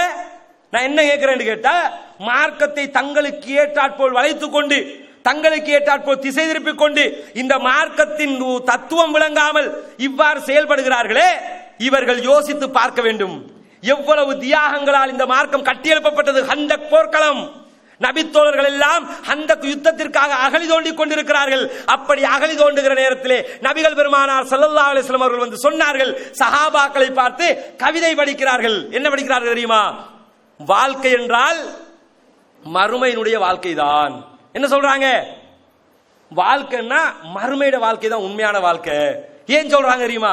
அந்த நபி தோழர்கள் இந்த மார்க்கத்திற்காக வேலை செய்வதற்கு வேலைக்காரர்கள் இல்லை, அவர்களாக இறங்கி அகழி தோண்டுவார்கள். ரசூலுல்லாவே இறங்கி வேலை செய்வாங்க. ஒரு முறை நபிகள் பெருமானார் ஸல்லல்லாஹு அலைஹி வஸல்லம் அவர்கள் தூங்கிவிட்டு எழும்புகிறார்கள். உமர் இப்னு கத்தாப் ரலியல்லாஹு அன்ஹு பார்க்கிறார்கள். பார்த்தவர்கள் கண்ணீர் விட்டு மாலை மாலையாக அழுகிறார்கள். ரசூலுல்லாஹ் கேட்கிறாங்க, உமரே என்ன காரணம், ஏன் அழுகிறீர்கள்? அல்லாஹ்வின் தூதரே, உலகத்திலே இருக்கக்கூடிய கைசர், கிஸ்ரா போன்ற மிகப்பெரிய நஜ்ஜாசி போன்ற மன்னர்கள் எல்லாம் எப்படி வாழ்கிறார்கள் தெரியுமா? அவர்களுடைய வாழ்க்கையை கவனித்தீர்களா? மாட மாளிகைகள், அவர்களுடைய பஞ்சு மெத்தைகள், அவர்கள் சொகுசாக வாழ்கிறார்கள். அல்லாஹ்வின் தூதரே, நீங்கள் தூங்கி எழும்புகிற நேரத்தில் ரசூலுல்லாஹ் படுத்து எழும்புறாங்க. தூங்கி எழும்பும் போது நபிகள் நாயகம் ஸல்லல்லாஹு அலைஹி வஸல்லம் அவங்க ஈச்ச ஓலை பாயில தூங்கி எழும்பினதுனால ஈச்ச ஓலையினுடைய அடையாளங்கள் பட்டிருக்கிறது. அதை பார்த்துட்டு தான் அழுகுறாங்க. உங்க உடம்ப பாருங்க அல்லாஹ்வின் தூதரே, இப்படி இருக்குது, உங்களுக்கு நாங்க அழகான ஒரு கட்டில் செய்து தரட்டுமா? அல்லாஹ்வின் தூதர் ஸல்லல்லாஹு அலைஹி வஸல்லம் அவர்கள் சொல்கிறார், உமரே, நான் இந்த உலகத்திலே நிரந்தரமாக இருந்துவிட்டு செல்வதற்காக வந்தவன் அல்லையே, இந்த உலகம் தான் நிரந்தரம் என்று நினைத்து வந்தேனா? குன் ஃபித் துன்யா கஅன்னக கரீபுன் அவ் ஆபிருஸ் ஸபீல், இந்த உலகத்திலே ஒரு பரதேசியை போன்று, ஒரு பிரயாணியை போன்று வாழ்ந்துவிட்டு செல்லுங்கள். இதுதான் நிரந்தரமான வாழ்க்கை என்று நினைக்காதீர்கள். நபிகள் நாயகத்துடைய மரண தருவாயில் சொல்லுகிறார்கள். சஹாபாக்களை அழைத்து சொல்லுகிறார்கள். அத்தனை பேரும் இருக்கிறார்கள். ரசூலுல்லாஹ் சொல்லுகிறார்கள், குர்ஆனை பற்றி பிடித்துக் கொள்ளுங்கள், என்னுடைய வாழ்க்கை முறையை பற்றி பிடித்துக் கொள்ளுங்கள், இந்த இரண்டை விட்டும் வழி தவறி விடாதீர்கள். ஒட்டுமொத்தமா சேர்த்து சொல்றாங்க. உமர் ரலியல்லாஹு அன்ஹு இடத்தில் ஒரு பாதிரியார் வந்து சொல்லுகிறார், உமரே, உங்களுடைய வேத புத்தகத்திலே ஒரு வசனம் இருக்கிறது, அப்படியான ஒரு வசனம் எங்களுடைய வேத புத்தகத்திலே இறங்கி இருந்தால் நாங்கள் அந்த நாளை பெருநாளாக கொண்டாடி இருப்போம். அது என்ன வசனம் என்று உமர் ரலியல்லாஹு கேட்கிறாங்க. கேட்கும் போது சொல்கிறார்கள், இன்றைய தினம் இந்த மார்க்கத்தை முழுமைப்படுத்தி விட்டேன் என்று அல்லாஹ் சொல்லுகிறானே, அந்த வசனம் தான் நான் சொல்லுகிற வசனம். உங்க மார்க்கத்தை அல்லாஹ் தஆலா பூரணப்படுத்தி விட்டதாக அவனே சொல்லிவிட்டான். உள்ள நுழைக்கிறதுக்கு சேர்க்கிறதுக்கு ஒண்ணுமே இல்லை, எல்லாத்தையும் அல்லாஹ் கம்ப்ளீட் பண்ணி தந்து போயிட்டான். பூரணமான மார்க்கம் இது, எல்லாவற்றிற்கும் பதில் உண்டான மார்க்கம் இது. இன்றைக்கு லட்சோப லட்சம் மக்கள் இந்த மார்க்கத்தை நோக்கி விரைந்து வந்து கொண்டிருக்கிறார்கள். தமிழ் திரையுலகத்தை பாருங்கள், நாளுக்கு நாள் வந்துகிட்டு இருக்கிறான். ஒரு மோனிகா வந்ததான் நமக்கு தெரியும். டெய்லி தமிழ் திரையுலகத்தை சேர்ந்தவர்கள் இஸ்லாத்தை நோக்கி நகர்கிறார்கள், ஆங்கில திரையுலகத்தை சேர்ந்தவர்கள் இஸ்லாத்தை நோக்கி நகர்கிறார்கள், லட்சோப லட்ச மக்கள் இஸ்லாத்தை தழுவுகிறார்கள். காரணம் என்ன? நீங்க வச்சிருக்கிற மதுகபு புத்தகத்தை படிச்சாங்களா? படிச்சா இஸ்லாத்தை விட இந்து மதம் நல்ல போயிருவாங்க. படிச்சிருந்தா எம்மாதகம் விவாதத்தில் பார்த்தீங்கல்ல, அந்த மதுகபு புக் எல்லாம் படிச்சா இதுக்கு நாங்க இருக்கிற வெஸ்டர்ன் டைப் பரவாயில்லடான்னு போயிருவாங்க. அதை படிச்சுதான் இஸ்லாத்துக்குள்ள வந்தானா? நீங்க வச்சிருக்கிற மன்சில் கிதாபை படிச்சுக்கிட்டு இஸ்லாத்துக்குள்ள வந்தானா? நீங்க வச்சிருக்க பால் கிதாபை பார்த்துக்கிட்டு இஸ்லாத்துக்குள்ள வந்தானா? ஒண்ணுமில்ல. நீங்க வச்சிருக்கிற எல்லாமே அவங்க டைம் இருக்குது. நீங்க பால் கிதாபு வச்சிருக்கீங்க, அவன் ஜோசிய கிதாபு வச்சிருக்கான். எல்லாமே இருக்குது. இதை பார்த்து இஸ்லாத்துக்குள்ள வரல. இந்த தூய கொள்கையை பார்க்கிறான், திருமறை குர்ஆனை பார்க்கிறான், லா இலாஹ இல்லல்லாஹ் முஹம்மதுர் ரசூலுல்லாஹ்வை பார்க்கிறான். மதுகபை பார்த்து வரல. பால் கிதாபை பார்த்து வரல, நீங்க வச்சிருக்கிற மத்த தாலீம் கிதாபை பார்த்து வரல. தாலீம் கிதாபை பார்த்து இருந்தான்னா வந்த வழியில வேகமா ரிட்டர்ன் போயிருப்பான். என்னடா இது கபருக்குள்ள தொழுதேன்னு எழுதி வச்சிருக்காங்களே, நடக்குமாடா இது பாப்பா. பைபிள்ல கூட இப்படி இல்லையே, ரிட்டர்ன் போயிருவாங்க. குர்ஆனை பார்க்கிறார்கள். இந்த குர்ஆன் மனங்களை மாற்றக்கூடிய சிறப்பான வேதம், மனங்களை ஈர்க்கக்கூடிய உந்து சக்தி உள்ள ஒரு வேதம். நபிகள் நாயகத்துடைய வாழ்க்கை முறையை பார்க்கிறார்கள். நபிகள் நாயகம் அவர்கள் இந்த உலகத்தின் சத்திய திருத்தூதர் என்பதில் மாற்று கருத்தில்லை என்பதை உணர்கிறார்கள். உணர்ந்துதான் இந்த தூய இஸ்லாத்தின் பக்கம் அத்தனை பேரும் திரண்டு வருகிறார்கள். இவ்வளவு கஷ்டப்பட்டு தியாகம் செய்து உருவாக்கப்பட்ட இந்த இஸ்லாம் லேசாக நமக்கு கிடைத்திருக்கிறது. இந்த இஸ்லாத்தை விட்டு நழுவி சென்று வழிகட்ட கொள்கைகளில் சென்று வழிகேடுகளை தமதாக்கி கொண்டு நாளை நரகத்திலே பொசுங்குகிற வேலையில் நாம் ஈடுபடுவதை விட்டுவிட்டு தூய கொள்கையை ஏற்றுக்கொண்ட நாம், லா இலாஹ இல்லல்லாஹ் திருக்கலிமாவை ஓதிய நாம், அல்லாஹ்வை மாத்திரம் வணங்கி அவன் தூதர் மாத்திரம் தான் பின்பற்ற தகுதியானவர் என்ற உண்மையை விளங்கி அதை மாத்திரம் பின்பற்றி இம்மையிலும் மறுமையிலும் வெற்றி பெறுவோமாக என்று கூறி வாய்ப்பளித்தமைக்கு நன்றி கூறி முடித்துக் கொள்கிறேன். வாஹ்ரு தவானா அல்ஹம்துலில்லாஹி ரப்பில் ஆலமீன். அஸ்ஸலாமு அலைக்கும் வரஹ்மத்துல்லாஹி வபரகாத்துஹு.